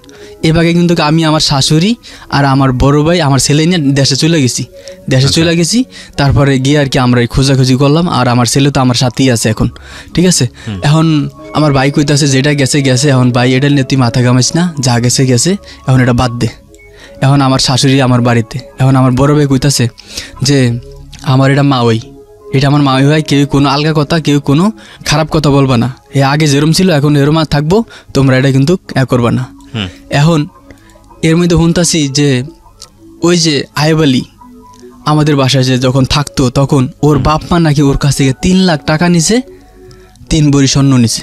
আচ্ছা, এখন ওরে বলে কি নষ্ট করছে, ফকির আলী তান্ত্রিক মন্ত্র দিয়ে এটি নষ্ট করে ওর মন বলে এই টাকা পয়সা স্বর্ণ অলঙ্কার নিচ্ছে, এটি আর কি পরে আমরা শুনতেছি। তোর শ্বশুর শাশুড়ি ওর কাছ থেকে করে তারপর ও টাকা পয়সা নিয়ে স্টেটমেন্টটা নিয়ে তারপর সব কিছু হাতে উতিয়া এখন আর কি আইবালির লগে আয় পড়ছে, এই স্বর্ণ অলঙ্কার এটি লয়েটে এখন আইবালি আয় পড়ছে। তারপর আওয়ার আগে এই আমার ওই ফোন দিছে আইবালিরে যে তুমি যদি আজকা আইতে পারো আমার নিতে পারো নিবা, আর না হইলে আমি আইজা মারবের সাথে আমি যা ঘর সংসার করবো, ওরা যে ডিভোর্স দিছি এই ডিভোর্স আমি ক্যান্সেল করে ফেলাম। এই কথা করার পরে আইবালি ওরায়া নিয়ার দেশে চলে গেছে। এটা আর কি আমরা পরে শুনলাম আর কি, ঠিক আছে। এখন আমিও দেশে, আমার শ্বশুর শাশুড়ির দেশে আর বিভিন্ন জায়গায় খোঁজাখুঁজি করছি, কিন্তু পাইতেছি না। তারপরে একদিন শুনলাম যে ও নাকি ওরে বিয়ে করতেছে। আচ্ছা, ওই দিন রাইতের বিয়ে শাদী হয় নাই, এর কয়েকদিন পরে শুনছে যে ওরা বিয়ে শাদী করছে, 2-3 দিন পর বিয়ে শাদী করছে। চলে যাওয়ার পর বিয়ে শাদী করার পর তারপর আমি আবার করলাম কি, আমি আর কোনো খোঁজ খবর ফোন টোন দিই না। এখন আমি ঢাকা আমার ছেলে আর আমার ওই শাশুড়ি নিয়ে গেছি না, শাশুড়ি নিয়ে আমি আবার ঢাকা আয়া পড়ছি। আমার বাড়ির কাছে আমার ছেলের হলে আমি থাকতেছি, আমার শাশুড়িও আমার সাথে আইছে। আর পর এখন সবাই ফোন করে কইতাছে যে এটা নিয়ে আশা করিস না, এটা নিয়ে ইয়া করিস না, যা হয়েছে তা ভুলিয়া যা, এটা নিয়ে আর কোনো বাড়াবাড়ি করার দরকার নাই, ওর কামাই গেছি গিয়া যাওক। তারপর 2-3 দিন পর আমি ঢাকা 2-3 দিন পর শুনি যে রিয়া ওই ওর বিয়া করে ঢাকা যে আইছে আওয়ার পর একদিন পর আবার ওর বাপের বাড়ি ওই আয়া পড়ছে ওই অরে থুয়েই। ওই রিয়ারে ফোন দিছে ওর আম্মা যে তুই আমার নাতিরে, তুই জেনি থাওস বা না থাওস, তুই আমার নাতিটারে আমার আইনা দিয়া যা, আমার নাতি ওর বাপের কাছে আছে, নাতিটার আইনা দিয়া যা। ওই কইছে যে আইন লাগে আদালত লাগে, আমি তোমার নাতি তোমার আইনা দিয়া তারপর আবার আমি আয়া পড়ু। আপনার ওয়াইফ বলেছে? এটা আমার ওয়াইফ বলছে। বইলা তারপর ওর কাছ থেকে ওর কইছে যে আমি আমার ছেলের আইনা তারপর আমি তোমার কাছে আইতেছি। ওই আবার করছে কি গাড়িতে ওরে উঠিয়ে দিছে ওই আয়া বাসায় মোবাইলটা বন্ধ করে লিছে। তারপর ওর সিম টিম সব খুলে ফেলাইছে। এখন আয়া বলে হয় অজ্ঞান। এখন আয়া কইতাছে যে আমার স্বামী কই, আমার সন্তান কই, আমার সন্তান কই, আমার সুখের সংসার কই, আমি এটা কি করলাম, আমি কেয়ার পাল্লাই করে কি করলাম, এটা কি করলাম আমার এটা কি হয়ে গেল। এখন হাই উতাস করতেছে। এখন খালি আমি ওর জন্য যে কান্দা কাঁদছি, এখন দ্বিগুণ কান্দা ও আমার জন্য কান্দতেছে। তারপর এখন আমার ফোন দিছে আমার শাশুড়ি, রিয়ার মায়া পড়ছে, তাহলে তুমি কি করবা করুন। আমি কি করুম, ও তো ওর বিয়ে শাদী করে লাইছে, এখন ও আয়া পড়ছে, এখন আপনারা যা মানে তা করেন। কয় এখন রিয়া তো পুরো পাগলের মতো হয়ে গেছে, পাগল হয়ে গেলে আমার এনে কিছু করার নাই, এনে আমার বাপ মা আছে, সব কিছু আছে, ইয়া করে কানা করে আমি কোনো যাইতে পারব না। আপনার যদি ইচ্ছা হয় তাহলে আপনার আয়েন। আর ওর যে বিয়ে করছে, ওরে কি করছে না করছে এটা জানেন? কয় জানি না, ও দরকার ওরা ডিভোর্স দিয়ে দেবে, এখন তোমার সাথে সংসার করলে পাগল হয়ে গেছে। আমি কি এটা সম্ভব না, এটা কেমনে সম্ভব? বিয়ে ডিভোর্সের পরে 3 মাস 10 দিন সময় থাকে, এটা না যে ও আমার 3 দিন মাথায় বিয়ে করলে এখন এটা আবার ডিভোর্স দেবো, আবার আমার বিয়ে করবো, এটা কি হয় নাকি? কে বলছে যে আপনার জন্য পাগল হয়ে গেছে? এটা ওর বাপ মা কইতাছে। আচ্ছা, ওর বাপ মা ওর ভাই বোন আমার ফোন দিয়ে কইতাছেন। কয়দিন পরের ঘটনা এটা? কয়দিন ও তো কয়দিন পর ও বিয়ে করছে? 3 দিন পর। তারপর 3 দিন পর আর কি রিয়া আইসে, রিয়ার মা আইসে, রিয়ার বাপ আইসে, আর কি আমার ভাইয়ের সাথে কথাবার্তা বলছে যে আমার আর ভুল করে লেছি, সবাই মিলে কথাবার্তা বলছে যে আমরা ভুল করে লেছি, আমার অন্য হয়ে গেছে, আমার মেয়েরই দোষ, ঠিক আছে। তখন কোথায় আপনার কাছে? তখন আমার কাছে বাচ্চা, তখন বাচ্চা আমার কাছে, আমারই দোষ, আমি ভুল করে লেছি, ভাই আমার মাফ করে দেয়। কে বলতে পায়ে ধরতেছে? আমার ওয়াইফ, আমার বড় বের পায়ে ধরতেছে যে ভাই আমার মাফ করে দেন, আমার অন্য আছে, আমার ভুলে আছে। বেশ কটা পয়েন্ট খেয়াল করবেন। হ্যাঁ, বাচ্চাটা তখন ইনার কাছে, সো আমরা নিশ্চিত না যে আসলে ভদ্রমহিলা ওনাকে লাভ করে ফিরে আসছে নাকি বাচ্চার কারণে এরকম করতেছে, এগুলো পয়েন্টগুলো খেয়াল রাখেন। তারপর এখন কইতাছে যে আমি ভুল করে লেছি, অন্যায় করে লেছি, ভাই আমার মাফ করে দেন। এখন আমার বড় হয়ে কইতাছে তুমি যে ভুল, যে অন্যায় করছো, এই অন্যায়, এই ভুলের কোনো মাপ নেই। তুমি যদি আমার এখানে ঝাড়ু দিয়ে জোতা দিয়ে ভিডিও অন্যায় মাপ চাইতা, আমি তোমার হাসি খুশি ভাবে মাফ করে দিতাম, কিন্তু তোমার জন্য আমার ভাইটা কত কাঁদছে, আমার ভাইটা কত কাছে তোমার জন্য কাঁদছে, আমার ভাই এই লগে আমার চোখের পানি পড়ছে, আমার বোনের চোখের পানি পড়ছে, আমার বোনের চোখের পানি পড়ছে, সবার চোখের পানি পড়ছে আমার বাইরের কান্না দেখা। তুমি আমার বাইরে কোনো পাত্তাই দাও নেই। আজকে তুমি আইতেছো স্বামীর সংসার করবা, ছেলের নিয়ে যাইবা, এটি সংসার করতেছো, এটা কি তোমার অভিনয় না সত্য কথা? কয় আমার এটা সত্য কথা, আমি এটা মন থেকে কইতেছি। কয় তাহলে তুমি ওরে বিয়ে করছো, এটি কি করবা? কয় ওরা আমি ডিভোর্স দিয়ে দেবো, ডিভোর্স দিয়ে আমি আপনার বাইরে বিয়ে করব। কারণটা কি বলতেছিল যে 3 দিন মাত্র 4 দিন মাত্র এখানে থাকার পরে আবার সে ফিরে আসতে যাচ্ছে, এর কারণটা বলেছিল? এটা কারণটা বলেছিল ওরে নষ্ট করছে, যে আমি কি করছি এটাও বলেছে তাবিজ কবজ করে এরকম নষ্ট করেছে। হ্যাঁ, তাহলে তুমি এখন যাও গিয়ে, আমরা এটা পরে দেখতেছি, আমার বড় ভাই বললো।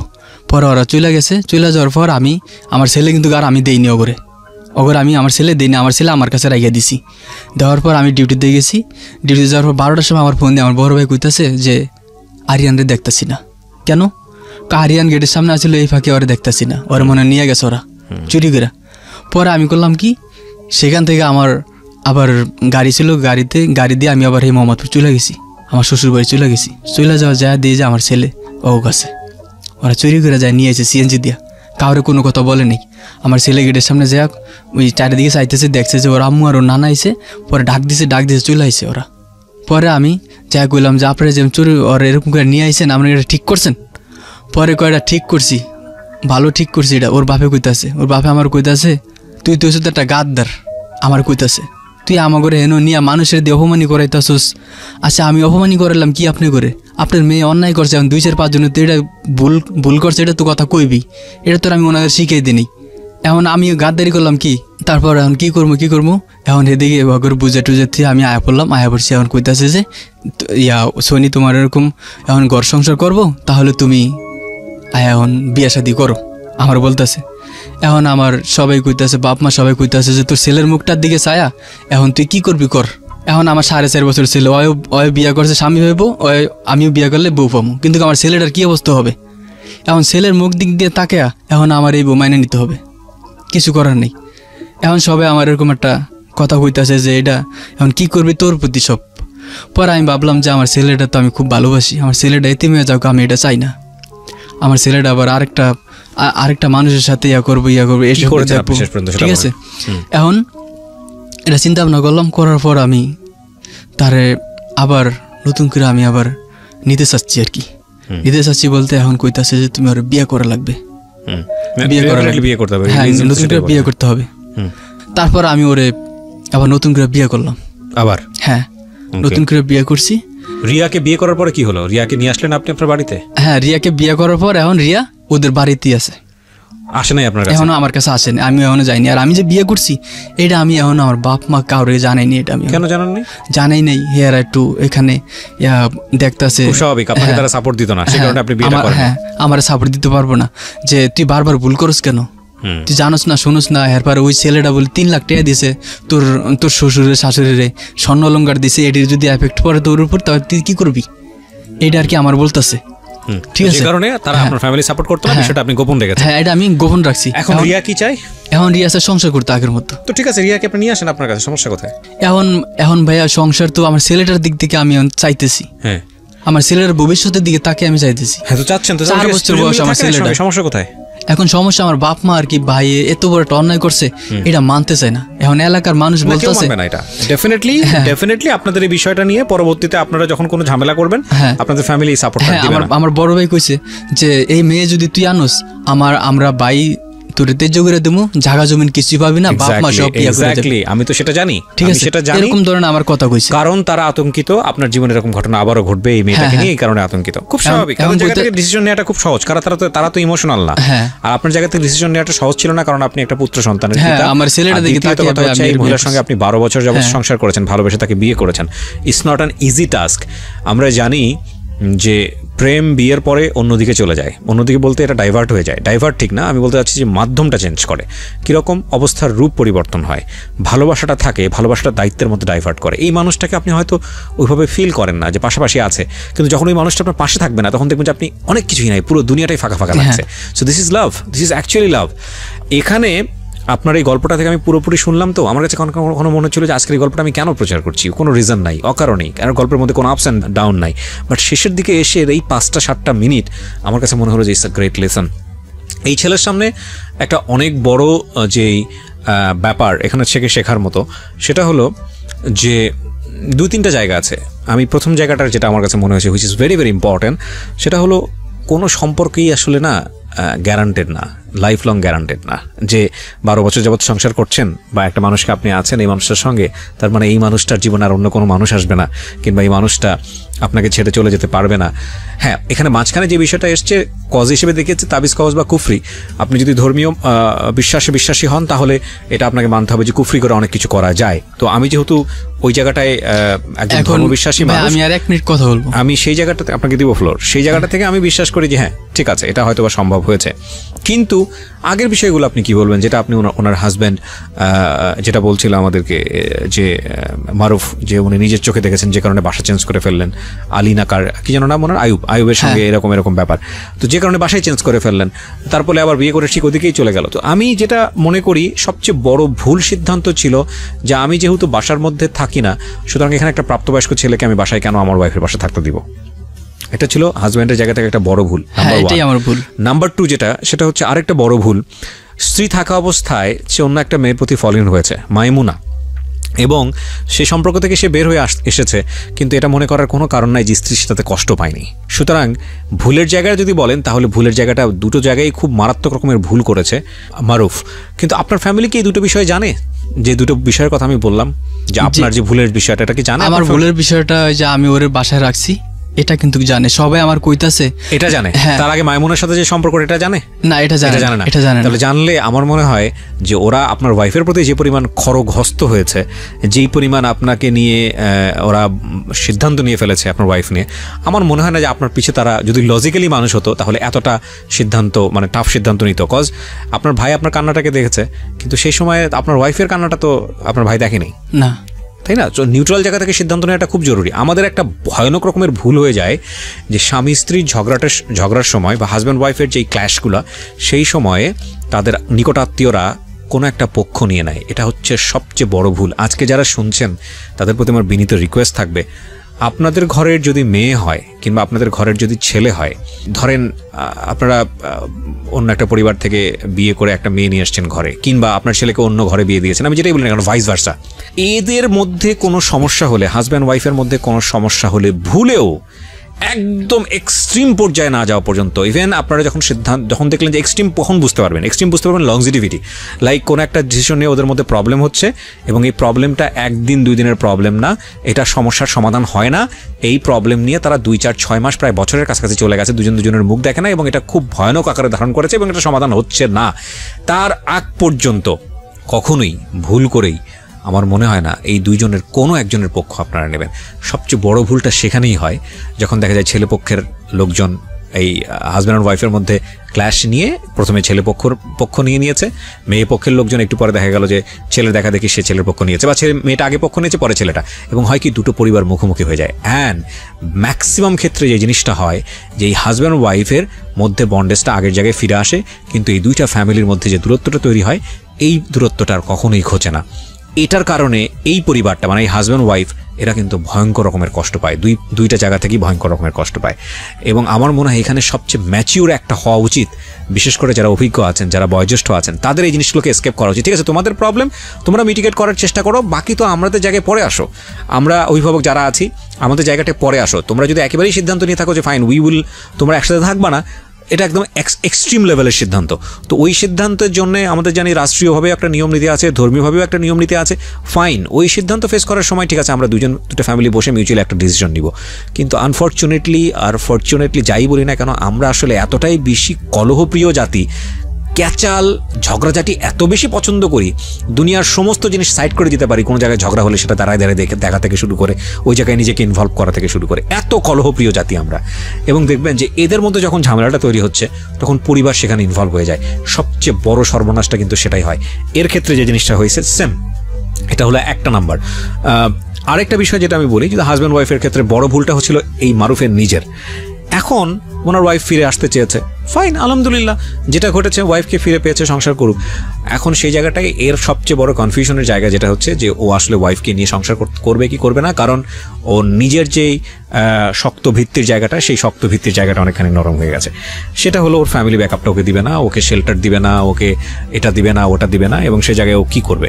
দিন শেষে আমার মনে হয় যে এই জায়গাটায় আপনার সিদ্ধান্ত নেওয়াটাই জরুরি, কারণ আপনি আপনার স্ত্রীকে এখনো অনেক লাভ করেন, ডেফিনেটলি করেন। আপনি করেন না করেন না? আপনি লাভ না করলে 12টা বছর একটা মানুষের সঙ্গে থাকা যায় না, সেটাই। আর আপনার সন্তানের জন্য আমার মনে হয় এই ভুলগুলোকে জীবন চলার পথে একটা ভুল মনে করেই আপনাদের দুজনের সামনে দিকে এগিয়ে যাওয়া উচিত। লাইফ লং চেষ্টা করেন, আপনার ফ্যামিলিকেও বোঝাতে দুজন মিলে যান, গিয়ে বলেন যে আপনারা এটা আপনাদের দুজনেরই একটা ভুল ছিল, তোমরা কেউই আমাকে ছেড়ে দিও না, তোমরা দুজনেই আমাদের কাছে প্রিয়। আপনার বড় ভাইকে ধরেন, হাত পা ধরে মাফ চান, বলেন যে আমি একটা ভুল করছি, সেও একটা ভুল করছে, বাট আমাদের সন্তানের জন্য তোমরা আমাদের দুজনকেই মেনে নাও। এখন আমার বড় ভাই কইতাছে তুই সংসার করবি, ঠিক আছে, তোর শ্বশুর শাশুড়ি যে ওর কাছ থেকে 3 লাখ টাকা নিছে, 3 ভরি স্বর্ণ নিছে, তাহলে এটা কি করব? কিসের 3 লাখ টাকা নিয়েছে? এই যে আমার ওয়াইফ যে ওর সাথে চলে গেছে। হ্যাঁ, আমার ওয়াইফ কার কাছ থেকে 3 লাখ টাকা নিয়েছে? আমার ওই যে আইবলির কাছ থেকে। কিসের জন্য 3 লাখ টাকা নিয়েছে? টাকাটা নিয়েছে আমার শ্বশুর একটু অনেক গরিব, একবার নর্মাল। এটার কি কোনো প্রমাণ আছে? এটার প্রমাণ এখন ওই আইবলি কইতাছে আমার তো স্টাম্প দিয়া তারপর টাকা নিছে, টাকা টুকা নিয়া স্টাম্প আমার কাছ থেকে সব নিয়ে গেছে। সেটা আপনার ডিল না, সেটা আপনার শ্বশুরের ডিল, এটা তো আপনি চাপ নিচ্ছেন কেন? এখন আমার বড় ভাই কইতাছে যে এই টাকার এফেক্টটা যদি আমার উপর পড়ে, আমাদের উপরে, অযৌক্তিক চিন্তা করার তো কোনো দরকার